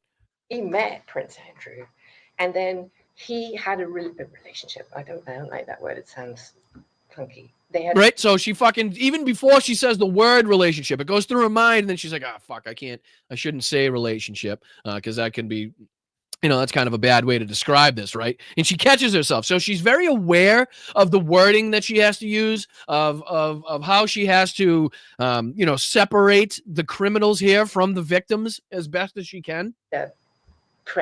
Acquaintanceship. Thank you. And then again, what did you notice there, ladies and gentlemen? What did you notice there? One more time. What do you notice here? True. And then he had a relationship. I don't like that word. It sounds funky. They had a acquaintanceship. Thank you. What do you notice there? Once again, Todd Blanche interjecting to finish Ghislaine Maxwell's sentence in order to give her an out. He sees that she's stumbling. He sees that she's kind of stuck trying to describe Prince Andrew and Virginia Giuffre's relationship. And he notices this, and he cannot help himself but to give her a lifeline, to give her an out, right? So she's struggling, and then he says, okay, hold on. I see you struggling, Ghislaine. Let me help you out of this one. Ready? Check this out. Prince Andrew. And then he had a relationship. I don't like that word. It right? So she fucks up by saying a relationship. Funky. They had a She's struggling to figure out a word to describe the relationship between the two. And then you hear Todd Blanche interject in the background with what he wants it to be called. So he met Prince Andrew, and then he had a relationship. I don't like that word. It sounds funky. They had a acquaintanceship. Thank you. Right? Who the fuck is he to call it an acquaintanceship? Let her describe the relationship. Let her come up with the fucking lies and the answers. And that's what would happen if the lawyer was in there with actual intent in figuring out the reality of what happened, right? But because Todd Blanche is only in there to protect and defend Donald Trump from the criminalities that he's engaged in and was engaged in, and the active fucking government conspiracy and cover-up being perpetrated by the Trump administration right now to keep Donald Trump out of fucking prison, out of trouble as it relates to Jeffrey Epstein and Ghislaine Maxwell. He knows that he has a fucking straight line. He's got a fine line that he has to stay in between. Like, there's some words he can't say. There's positions and things that he can't talk about. He has to make sure that he helps Ghislaine Maxwell at every turn so she doesn't, in fact, say something that would harm or go against what the administration is trying to fucking claim now. It's unbelievable that you got Todd Blanche in there finishing Ghislaine Maxwell's sentences. And again, being uneducated, fucking unprofessional lawyer, not a lawyer myself, not being fucking well-versed in how this thing works. It fucking stood out to me right the fuck away, right? As something that probably isn't something that is normal, something that shouldn't happen, because I've watched depositions, I've watched Trump's depositions, I've watched depositions of other people, and never was the lawyer there so antsy and like happy to interject and finish the sentence and give lifelines to the fucking person being deposed. It really is wild.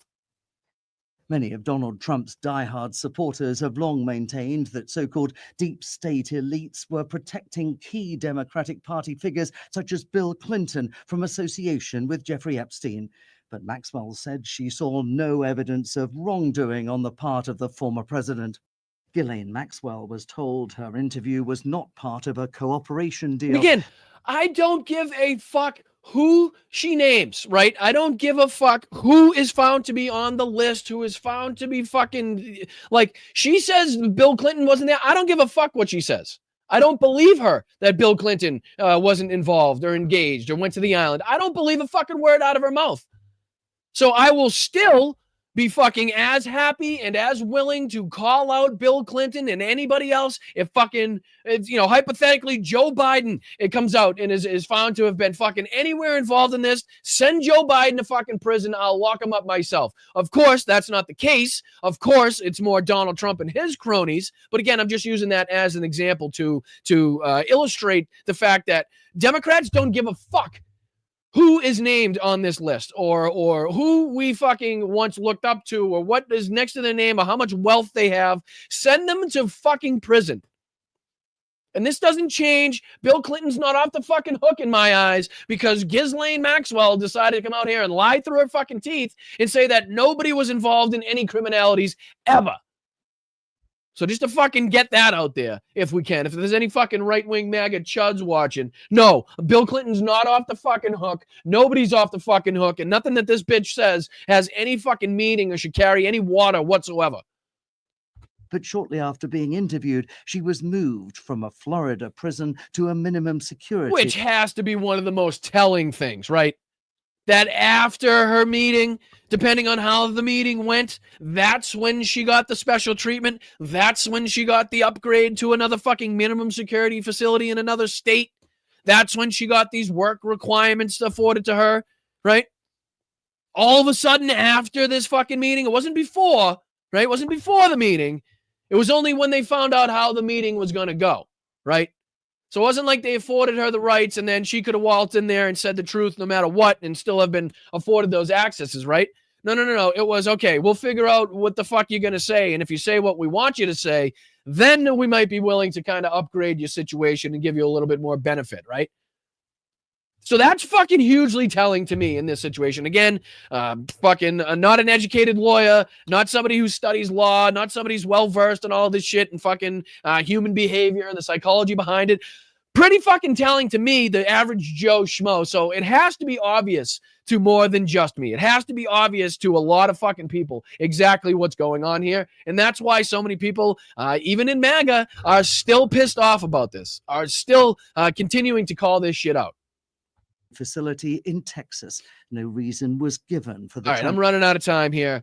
So let me I'll get this out of here. I'll throw this, I'll link this as well. Copy. I'll put this in the chat so you guys can kind of check this out. Here's the link to it, just in case you want to watch this on your own time. But we got to hop on to our next story, which I don't want to miss. Let me get this out of here.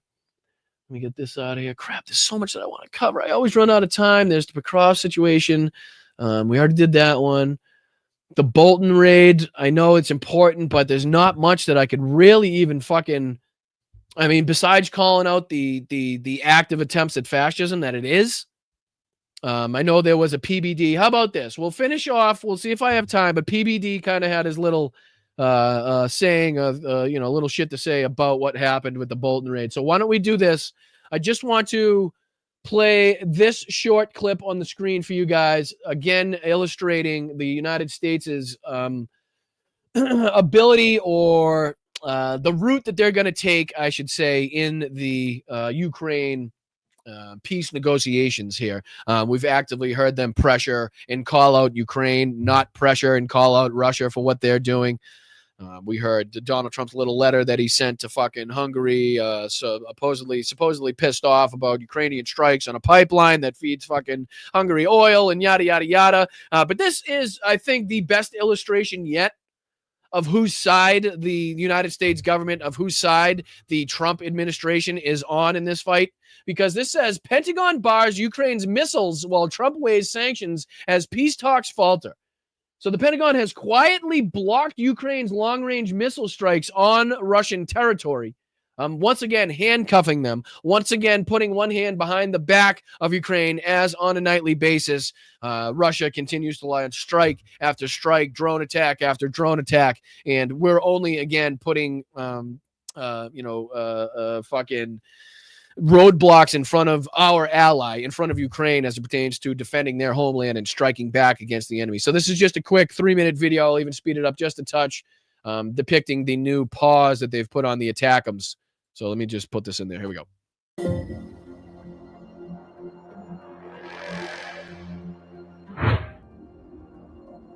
The Pentagon has quietly blocked Ukraine from using US-made long-range Army tactical missile systems, ATAC-MS, against targets inside Russia, the Wall Street Journal reported. Since late spring 2025, a secret review process has given Defense Secretary Pete Hegseth the So again, now you just add this on to the 2 weeks. Did you know that Donald Trump gave Russia another 2 weeks? Did you see his fucking little, I guess I got to show you this too. I'd be fucking remiss if I didn't cover this as well. Let me see if I can find this, and I'll see if I can pull up the exact moment I'm talking about before I subject it to this whole thing. Oh, what happened? Bear with me just a second. Just a second. I don't know if you guys saw this. I'm sure you did. Ready? Check this out. So add this on top of what we just read. You know, again, tying fucking Ukraine's hand behind their back, not allowing them to strike with ATACMS deep inside of Russia. Again, military installations that are launching attacks on a nightly basis against Ukraine. But this was Donald Trump in the Oval Office meeting with the fucking head of FIFA. Again, one of the more corrupt organizations on the face of the planet. Again, goes to show why they get along so well with Donald Trump. But this is them in the Oval Office discussing, they presented Donald Trump with some fucking ticket or some bullshit talking about the World Cup. Like, that's fucking important. Again, one of the more corrupt societies, one of the more corrupt organizations in the world is FIFA, known for some brutally inhumane practices, amongst other things. But here, check this out. This is Donald Trump, again, announcing that that Vladimir Putin is invited to the World Cup, that Vladimir Putin is a great guy, that fucking, what else does he say here? That Vladimir Putin gets another 2 weeks. He's given another 2 weeks to Vladimir Putin to do whatever he so chooses. Check this out. How fucking crazy is this? And then goes on to hold up a picture of the genocidal dictator in the Oval Office to give him praise. Check this shit out. Visas approved. Everybody will be thoroughly vetted, but they'll be welcome to this country. It'll happen quickly, and we're excited for them to come. So I would hope that around the world, people know that the United States is excited to bring their family here to enjoy this Trump's event. looking for the picture. So he's looking for this he's furiously and frantically looking for this picture of him and Vladimir Putin so he could hold it up in the Oval Office to give him praise. Check this out. America welcomes the world. Yes. And I can really, from the collaboration that we have, testify for that. Absolutely. And I was just sent a picture from somebody that wants to be there very badly. He's been very respectful of me and of our country, but not so respectful of others. But I'm going to sign this for him, but I was sent one, and I thought you'd all like to see it. That's a man named Vladimir Putin, who I believe will be coming, depending on what happens. He may be coming, and he may not, depending on what happens. We have a lot of things happening over the next couple of weeks. But I thought it was a nice picture of him. Okay of me, but nice of him. So that was very nice that it was sent to me. Okay. That's Donald Trump holding up a picture of a genocidal dictator, again, engaged in active attacks against our ally on a nightly basis, who has actively spit in the faces of Donald Trump and his administration on every fucking chance at every opportunity. And Donald Trump here, you heard him say, has been respectful of our country. Did you hear that shit? Did you hear that fucking shit? Ready? One more time. Ready? Check this out. He's been respectful of our country, he says. Yes. And I can really, from the collaboration that we have, testify for that. Absolutely. Thank you. And I was just sent a picture from somebody that wants to be there very badly. He's been very respectful of me and of our country, but not. He's been very respectful of me and my country, in our country, whatever the fuck he says. So continuing to strike and kill our allies on a nightly basis, that's showing respect to you after you said you could end this in 24 hours? Telling you he's going to end this, and then again, as you continuously say, you go home and he continuously bombs Kyiv, he continuously kills civilians on a nightly basis. That's being respectful. And did you hear him give him another 2 weeks? He gives Russia another fucking 2 weeks to do as they choose, to do as they please, with no consequences whatsoever. Check this out. Fucking unbelievable shit here. In the Oval Office, instead of amplifying Ukraine, amplifying Volodymyr Zelensky and his fucking sacrifices and the leadership that he showed in this fight, instead of highlighting that and calling on Russia to get the fuck out of Ukraine, calling on Russia to end the war that they started, he's highlighting Vladimir Putin and inviting him to the FIFA World Cup in the United States. I shit you fucking not. So respectful of others, but I'm going to sign this for him, but I was sent one, and I thought you'd all like to see it. That's a man named Vladimir Putin, who I believe will be coming, depending on. Talking about the fucking who he believes will be coming to the FIFA World Cup, right? And what he says next is very telling as well. What he says next, because he gives him another 2 weeks. On what happens, he may be coming and he may not, depending on what happens. We have a lot of things happening over the next couple of weeks. So Here, in the next couple of weeks, and I even believe he goes on to further illustrate and better describe the fact that it's going to be another 2 weeks that he's given them. But again, this is on top of the 50-day pause, on top of the 6-week pause, on top of the 2-week pause, on top of the 10-day pause, on top of the 12-day pause, on top of the now we're putting sanctions on them. Now it's another 2 weeks. And every day Ukrainians are dying. Donald Trump refuses to call now for a ceasefire, says that we don't need a ceasefire, that the war should continue every single day while whatever is happening in the back rooms happens in the back rooms. But only this 180 has only come about since his meeting with Vladimir Putin in Alaska. Was calling for a ceasefire, said fucking Vladimir Putin and Russia would pay severe consequences if they did not come to a ceasefire agreement in the Alaska fucking summit. Coming out of that meeting, not only did they not agree to a ceasefire, not only is there not severe consequences being imposed on Russia, Donald Trump's given them another 2 weeks to do as they choose, to do as they please. He's inviting Vladimir Putin to the World Cup, holding his picture up in the fucking Oval Office and praising him. Just in case you needed to know what side they're fucking really coming down on here and who they're actually going to pressure in these fucking peace talks. I mean, this is fucking sick shit. This is sick shit. I thought it was a nice picture of him. Okay of me, but nice of him. So that was very nice that it was sent to me. Okay. Mr. President, yes. And then he goes on to be asked, I believe, if I'm not mistaken, I watched this. I think he goes on. The very next question is about Russia's attacks on the U.S. plant inside Ukraine. Vladimir Putin about the fact that yesterday a big U.S. factory was hit in a Russian airstrike in Ukraine. What's your reaction to that? I'm not very respectful of our country. Very respectful of us and our country. Meanwhile, the next question by the reporter is, how do you feel about Vladimir Putin striking the U.S. factory in Ukraine? Happy about it. And I'm not happy about anything having to do with that war. I said, oh, big tough guy, big strong. Yeah, that should get him to stop. That, you know what? Fucking, oh, shit. Fucking, I dare Vladimir Putin to strike anybody else again after those strong words from our dear leader. He's very upset, as you can tell. Didn't mention it, never brought it up at all until he was questioned by the reporters. But he's very, very fucking upset about it. What an absolute fucking douche rag, right? And then you got, this probably goes along with it too.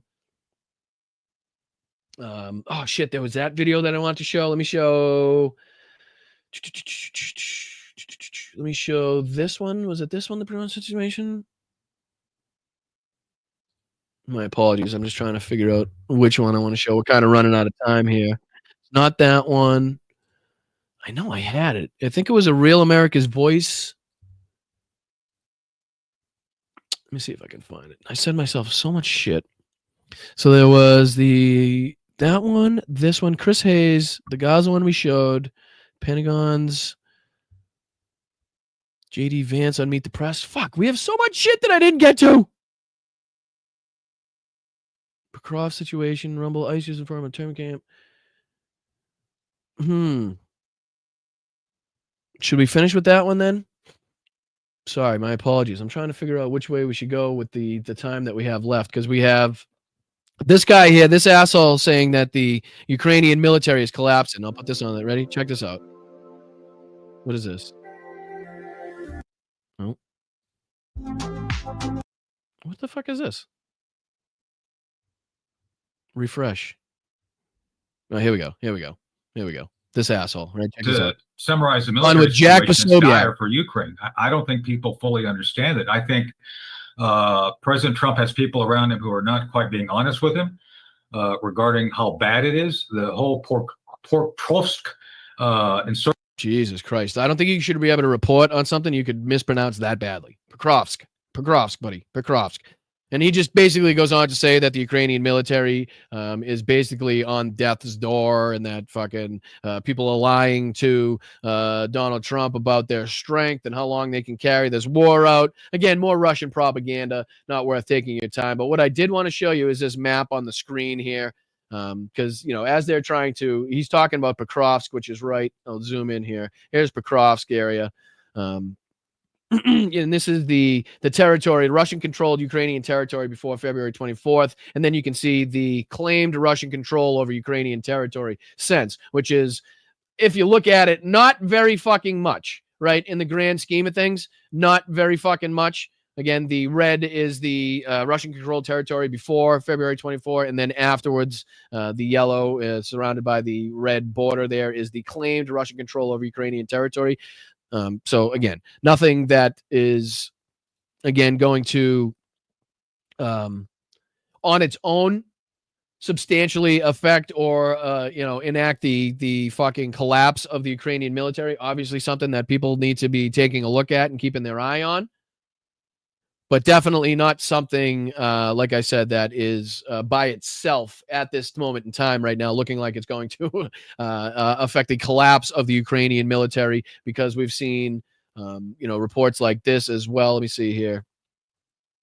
I believe this was this one that we could show, which is depicting Russian soldiers being captured in Pokrovsk. This is Russian surrendered in Pokrovsk. Town is liberated. 79th Brigade displays operational footage. This was 4 days ago. So just a little bit of this. Check this out. The Ukrainian armed forces managed to liberate the settlement of Zolotoy Kolodets in the Pokrovsk district of the Donetsk region. Several Russian soldiers were captured during the battle. And yet they managed to survive. Credit for this should be given to the 3rd Battalion of the 79th Separate Airborne Assault Brigade. The said settlement is located northeast of Dobropoli, where the epicenter of the breakthrough of the Russian army you got was. even more to talk about. Reports that the 79th Brigade, namely the 3rd Airborne Assault Battalion, has completed the combat mission of recapturing and clearing the Zolotoy Kolodets. The operation was carried out without losses. Most of the occupiers were eliminated. Some were taken prisoner. Right. So I just want to show you that it's it's not like it's not a hopeless situation. If you got Russians surrendering, they're probably surrendering for a reason, because they are either outgunned, outmatched, outmanned, out of fucking, out of alignment, out of territory that they're supposed to be in. So I just wanted to make sure that we were covering this accurately, something that we have to keep an eye on. But again, when you got people covering this as the complete and total collapse of the Ukrainian military, it's just fucking utter bullshit, utter fucking Russian propaganda, Kremlin talking points. Fuck, I ran out of time so fast today. All right, so there's so much that I wanted to talk about. There was JD Vance on Meet the Press that I wanted to show you guys as well. But Vice clearly, President I'm not going to JD get. Vance, welcome back to Meet the Press. Thank you. Welcome to my home. Clearly, I'm not going to get the time to do that on today's show. Maybe we'll have to cover that on Tuesday, because there was also this Sergei Lavrov. See here, interview that I wanted to take a look at to see what And joining me now Russian is propaganda he was verification in the Uber app. So you stop this one. So this right here. Thank you. Thank you so much for joining. It's a 53-minute oops, sorry, I wasn't even showing it on the screen. It's a 53-minute interview. Clearly, we're not going to get the time to go through that today. If you want, I can put the link in the chat there.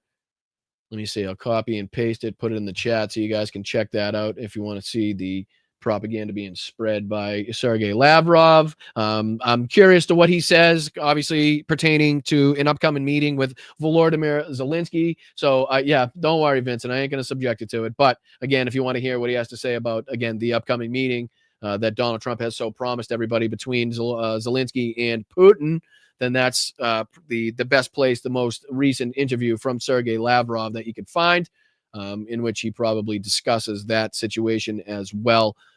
What else can we finish on? Fuck.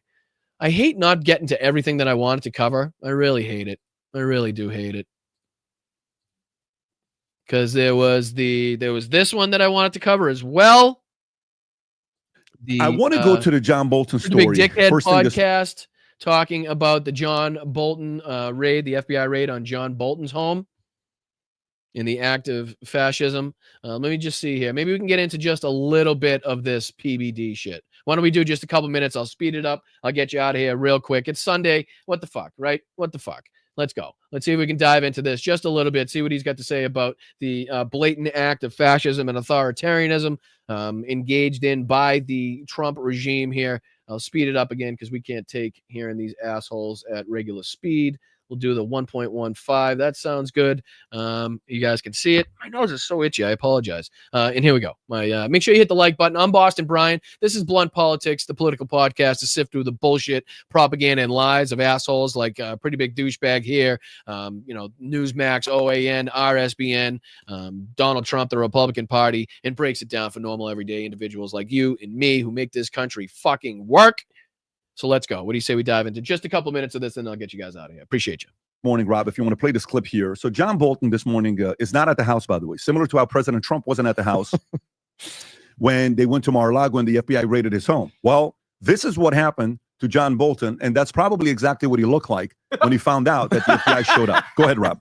The Fox News alert, we're just learning the FBI agents have raided the Maryland home of former Trump National Security Advisor John Bolton. So the people that are like actively engaged in sharing this on are the same people. Like that asshole that we saw was like actively calling for Donald Trump to go out and tase somebody, an American citizen, on his fucking patrol that he was supposed to go on in D.C. that he never went on, that he bitched out on that too. But there was that fat guy that fucking had the interview with him that was asking if Donald Trump had a gun. Was he going to have a gun? Does he get to tase people?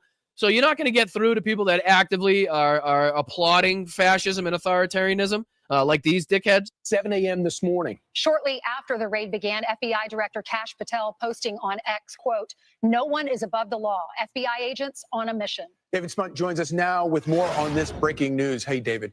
Hey, guys, not much we can say at this point, but information will continue to develop. As you mentioned, about 7 o'clock this morning, FBI agents raided Ambassador Bolton's home. Notable, we're being told by 2 government sources that they are looking for classified documents as part of a potential leak investigation. We're told that Ambassador Bolton is bullshit. What a bunch of fucking horse shit. All right, yeah. Show me the evidence to suggest that there's some fucking huge conspiracy and leaks being perpetrated by John Bolton, and he's got these huge documents, these classified folders at his home. Did you find them? in custody. He's not under arrest, but it is notable they are at his Maryland home right now. We don't know how many agents are there. We're waiting to get a picture of the scene. And again, I'm not defending John Bolton, right? I'm not fucking, my job here is to point out the blatant acts of fascism, the blatant acts of authoritarianism, the blatant scare tactics that Donald Trump's regime is trying to put in place here by raiding John Bolton's home, by saying, hey, if you're an opponent, a political opponent, if you come out and say anything against Donald Trump or his regime or anything about Jeffrey Epstein or anything like that, not only are we going to sue you for $1 billion, but I have the power to send in the CIA, the FBI, the DOJ, and do anything we want and rip apart your life and make you spend millions on lawyers and fucking court fees and this and that. We'll make your life a living hell, even if we don't find anything, even if there is nothing to be found. We can still make your life a living fucking hell if we so choose. Coming in right now, but what we're told, Ambassador Bolton, who was just on TV on another network a couple days ago talking about the Russia Putin-Trump summit, is now under FBI investigation. Now, I want to... Okay, Tom, thoughts? Well, you know what? Okay, Vinny, thoughts? No. Tom, what's your point? Say something. I do. Well, you know what? FAFO. You know, you wrote a memoir, you leaked information, you were a pain in the neck during the last year of his administration. You got the Biden administration to actually... Now, is being a pain in the neck, is that illegal now? Does that require an FBI raid on somebody's home because they're a pain in the neck? They dropped the suit that the Trump administration Justice Department brought against you. Biden walks in, Justice Department, John Bolton, any enemy of my enemy is my friend, is what he does, and Biden does it. And so now I'm sorry, what? Excuse me? What was that whole fucking bullshit justification of what just happened? Because information that John Bolton had was used in some particular situation?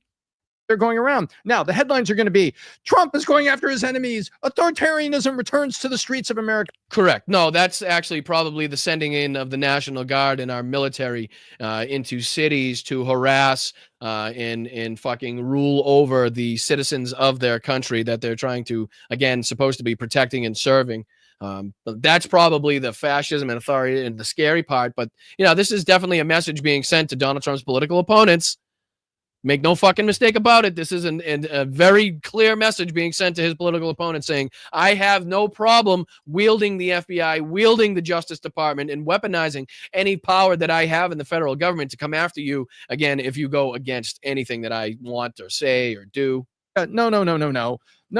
This guy Does Vinny talk? was a leaker. This guy was a national security guy. This guy was not good. This guy was like the hidden ghost of. So what are the fucking crimes that he's suspected of? Jesus Christ, you dried up fucking fool. Of the Warhawks trying to get things. That's where I was going to go. Even the Onion made fun of him. The Onion made fun of him once where they had this picture that said John Bolton stumbles into Capitol claiming Iran shot him and we must retaliate. That's funny. That's what he's saying. So I was just shot in the parking lot. I mean, that Iran. thank God you said that. Thank God you said that, you fucking dusty little white man. Because that justifies the entire raid. Now, that is just, of course, it justifies. If the Onion made fun of him, of course we have to send the FBI into our political opponents' homes and search them for no reason. Of course we do. Let's nuke them. Here's what some people said this morning about it. Cash Patel said no one is above the law. FBI Exactly. agents on mission. Which is fucking, I just insanely ironic for Cash Patel to say. Dan Bongino said public corruption will not be tolerated. Pam Bondi said America's safety isn't negotiable.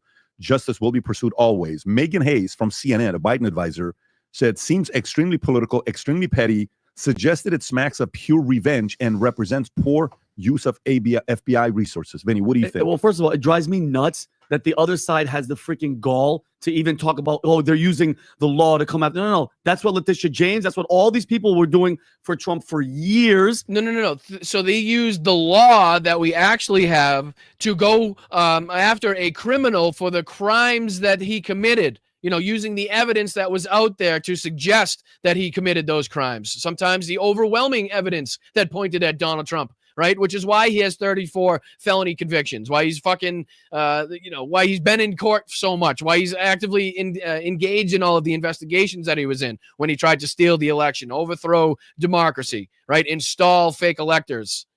I mean, there's fucking overwhelming evidence, and then the people that are in charge to do these jobs actually did their fucking job, or at least started to do their job. Merrick Garland fucked it up from the beginning, from the onset. I hope Merrick Garland's fucking sitting somewhere right now, bashing his head against the wall for the fucking mistakes that he made, the little fucking coward. But all of a sudden, it's fucking like, it's not, see how this is how they use this as justification, right? This is how they set up the whole,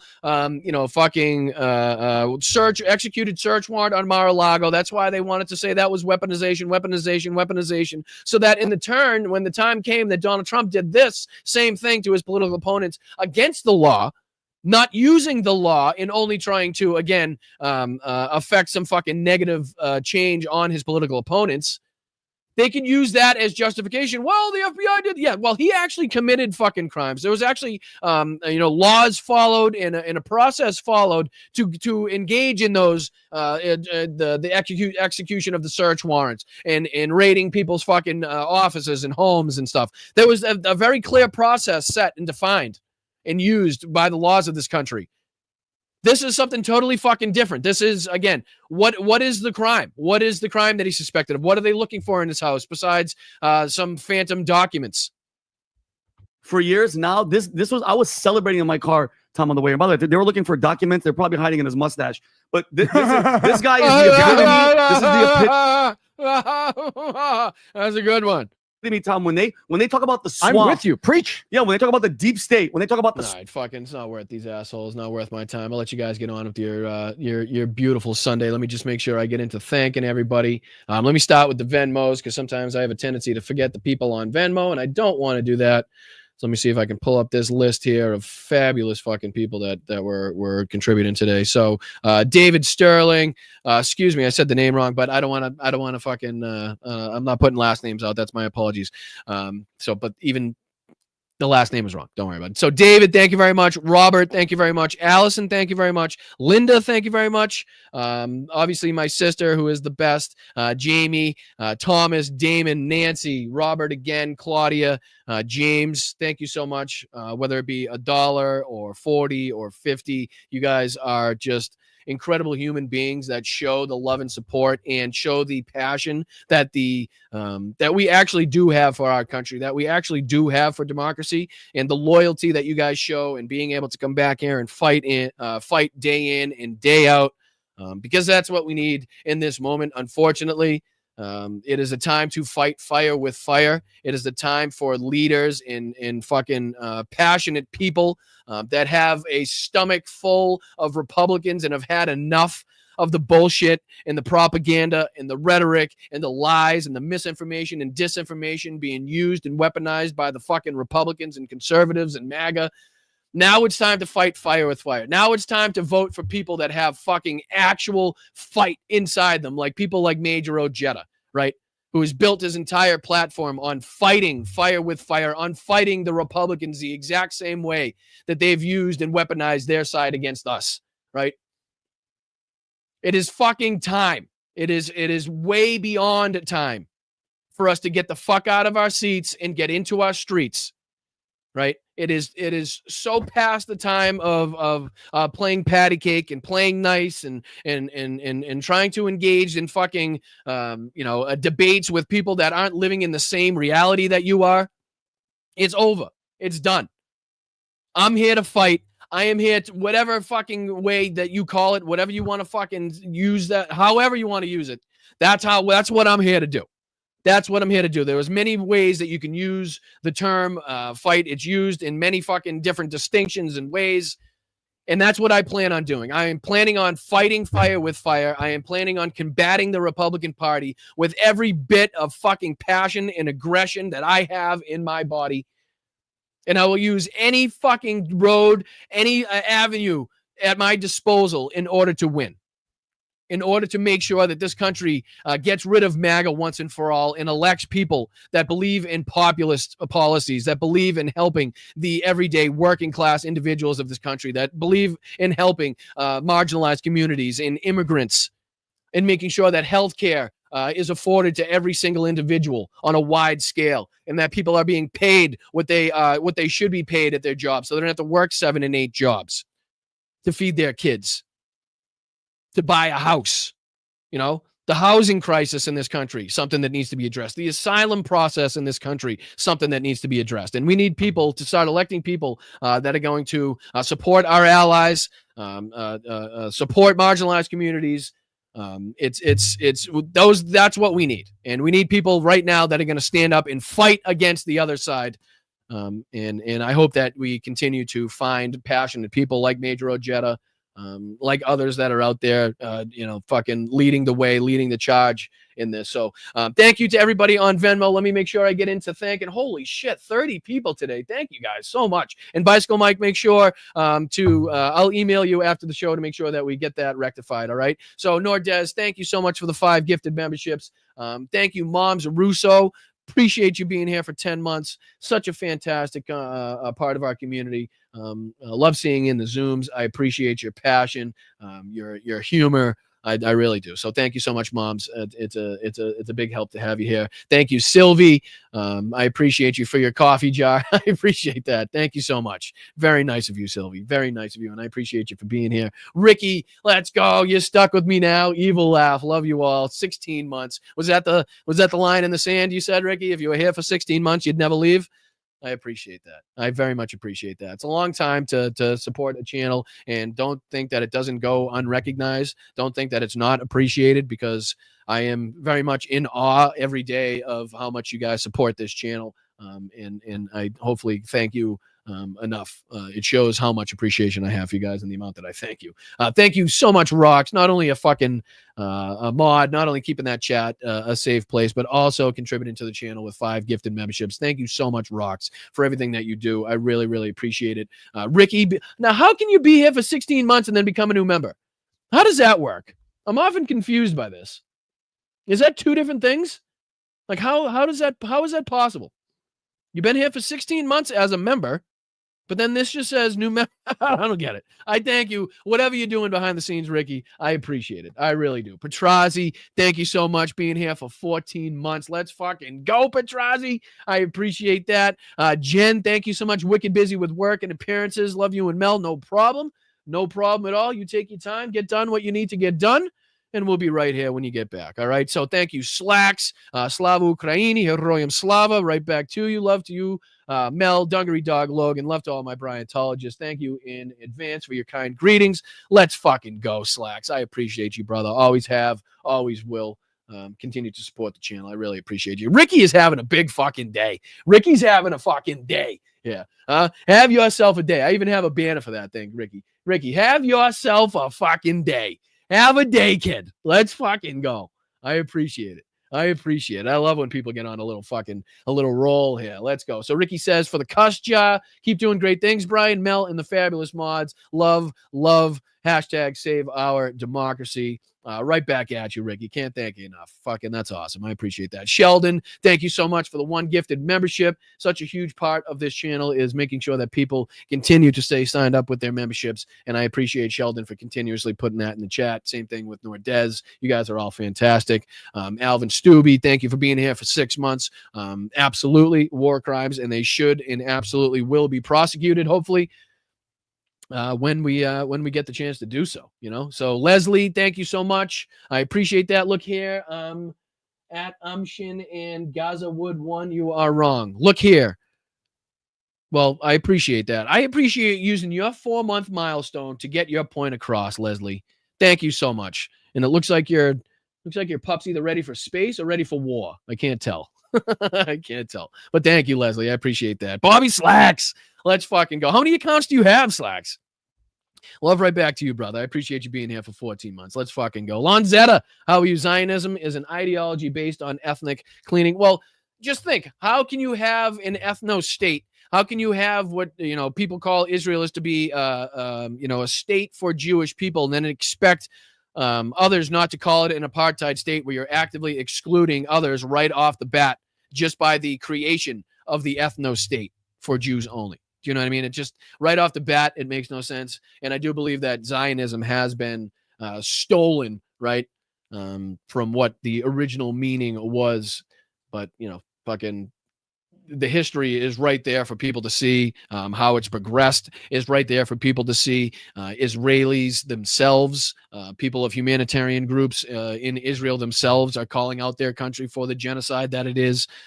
So, again, you can't really argue with people that live in that territory, part of that country, see what their government is doing, and then call it out for what it is. It's hard for me as an American sitting here in the fucking air conditioning with no other evidence to suggest otherwise to, again, say that the woman is wrong by any stretch of the imagination whatsoever. But thank you, Lonzetta. I appreciate that.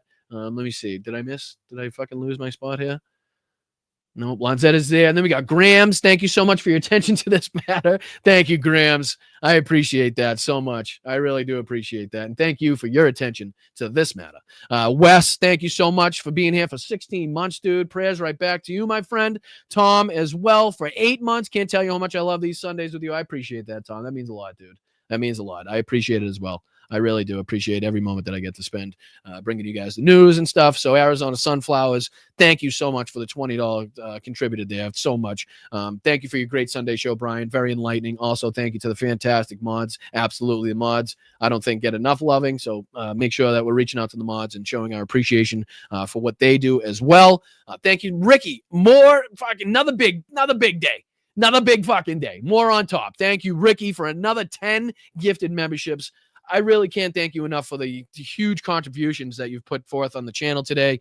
It means a lot, shows a lot about your passion and how much you believe in these subjects. So thank you so much, Ricky. I appreciate that. And then we got Bicycle Mike for the accidental 200. I will absolutely thank you for your kind contribution. I will absolutely agree with you in saying fuck cancer. It sucks. And then I will absolutely send the $200 back after the show. I promise.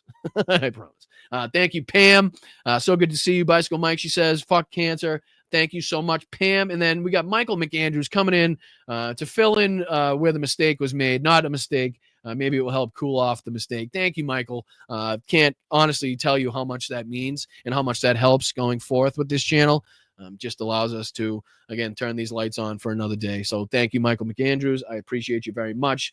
Thank you, Chris, for saying hello and contributing to Bicycle Mike as well. A lot of messages here for Bicycle Mike. So thank you, Vinny, not only for being here for 10 months, but your kind words for Bicycle Mike as well. Rox is back, being here for 17 fucking months. Let's go, Rox. All in. Admin needs to be charged with treason. Thank you so much. Rocks, Moms is back. Love to you, Mel and Logan. Right back at you. Moms, Nordez is back. JD is back. Let's fucking go. You guys are awesome. I love seeing you guys show in and show out. Surrender Monkey being here for 15 months. I can't see how long I've been a member. 15 months. 15 months. It should say on your milestone. Like if you have a milestone ready for a chat, it should like highlight it there. It should say like free milestone chat or something like that. And then it should say how long you've been there. Like this says 15 months, Surrender Monkey. So I appreciate you for every single one of those 15 months. Let me just make sure I didn't miss anybody on any of the other platforms. No. So again, David, Robert, Allison, Linda, all you guys, I really appreciate it. Can't thank you enough. Oh, did I miss one? Was this Mr. Muffy? Let's go. $10 super sticker from Mr. Muffy. Appreciate that, dude. I fucking appreciate that. Sneaking it in right before the bell. JD with the Viva la Resistance. JD with the profanity bonus. Nordez with the 5 gifted. Again, you guys are fantastic. I apologize for going over. There's just so much that I wanted to cover. We might have to do the JD Vance sit down with Kristen Welker, depending on what is said in that interview. I really am trying to get more insights into where this supposed meeting with Vladimir Putin and Volodymyr Zelensky is heading.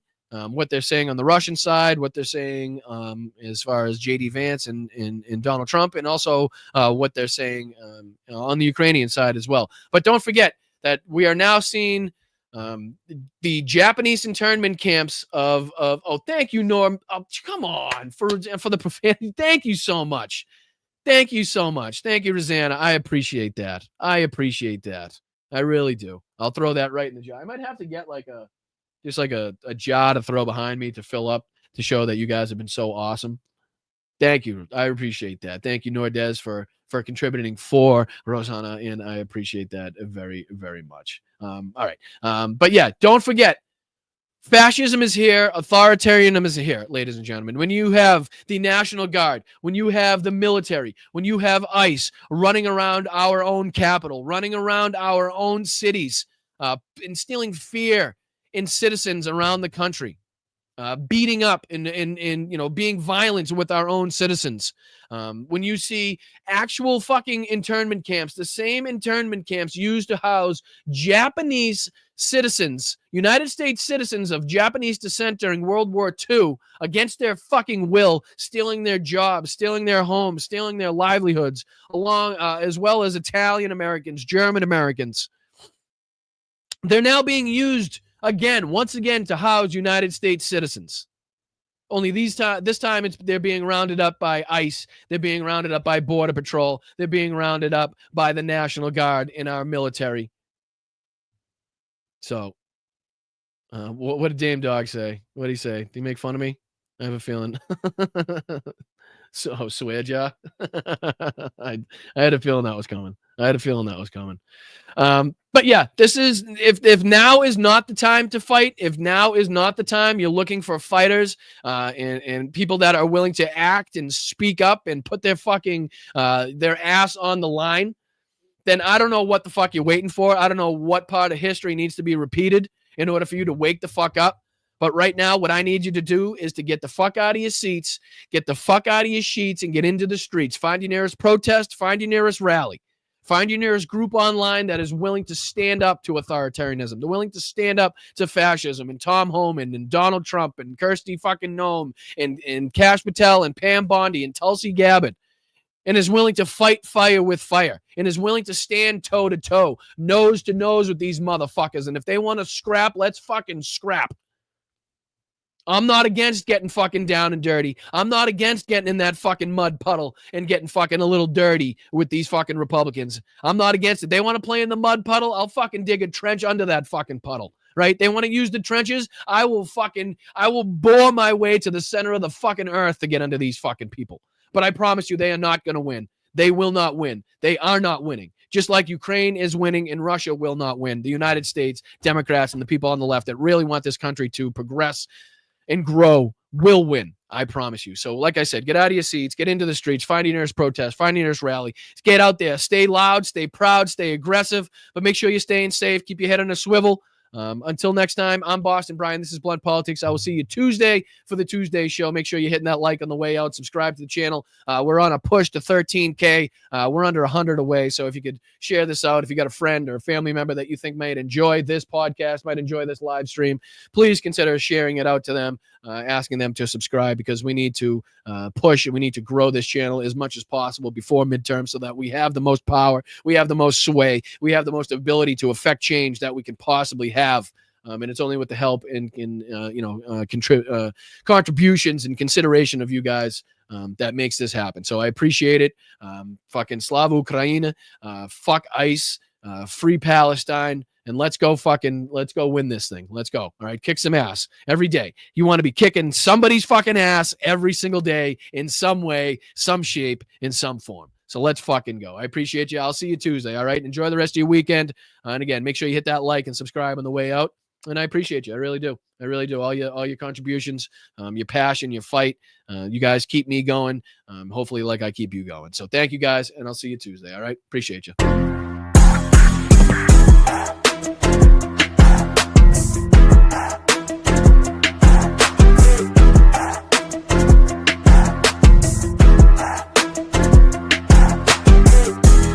Is there anything worse than white people?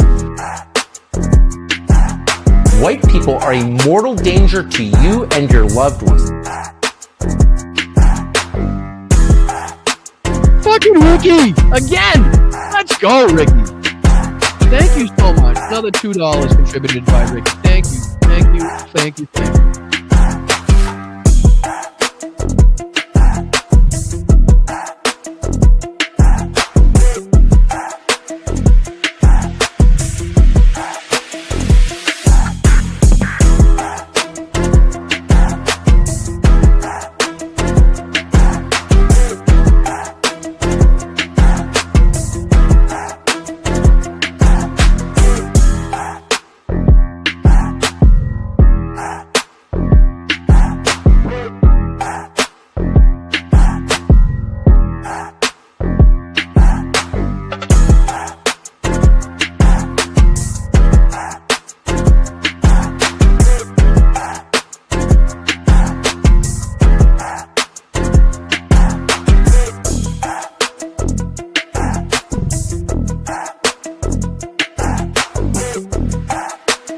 Get off my plane. Bad news, bad news. Even when it's good news, it's bad news. I am the chosen one.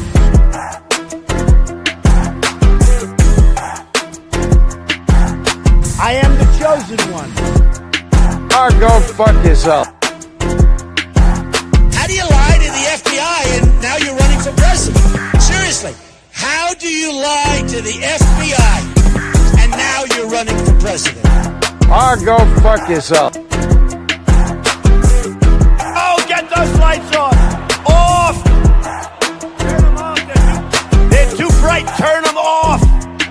Oh, go fuck yourself. Army manned the air. It ran the ramparts. Oh, go fuck yourself. No words. I have the best words. But there's no better word than stupid. Oh, go fuck yourself. Gettysburg, what an unbelievable battle that was. The Battle of Gettysburg, what an unbelievable... Oh, go fuck yourself. We've endorsed JP, right? J.D. Mandel. Oh, go fuck yourself. What uranium is, right? This thing called nuclear weapons and other things, like lots of things are done with uranium, including some bad things. Oh, go fuck yourself.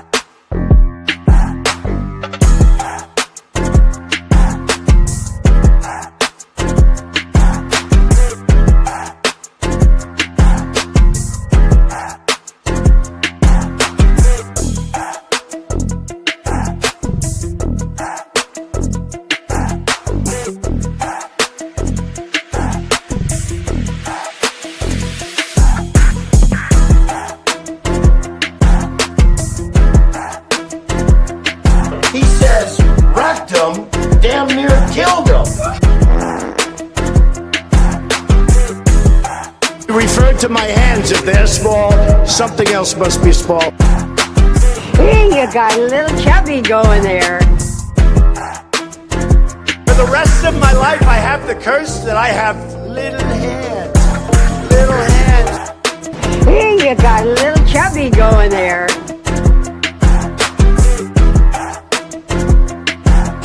Eating the dogs, the people that came in, they're eating the cats, they're eating the pets of the people that live there. Or go fuck yourself. When you ran out the healthy arms, you ran out of really healthy, they had great arms, but they ran out. It's called sports, it's called baseball in particular, and pitchers, I guess you could say, in really particular.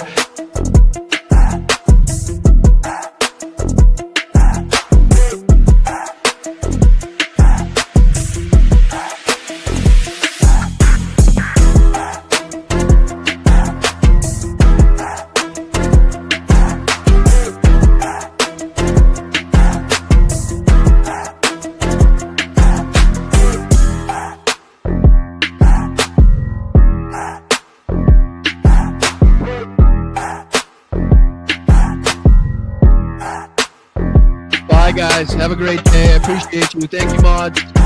Have a great day, everybody. Let's get Tuesday, all right? The big, fat, sloppy United States.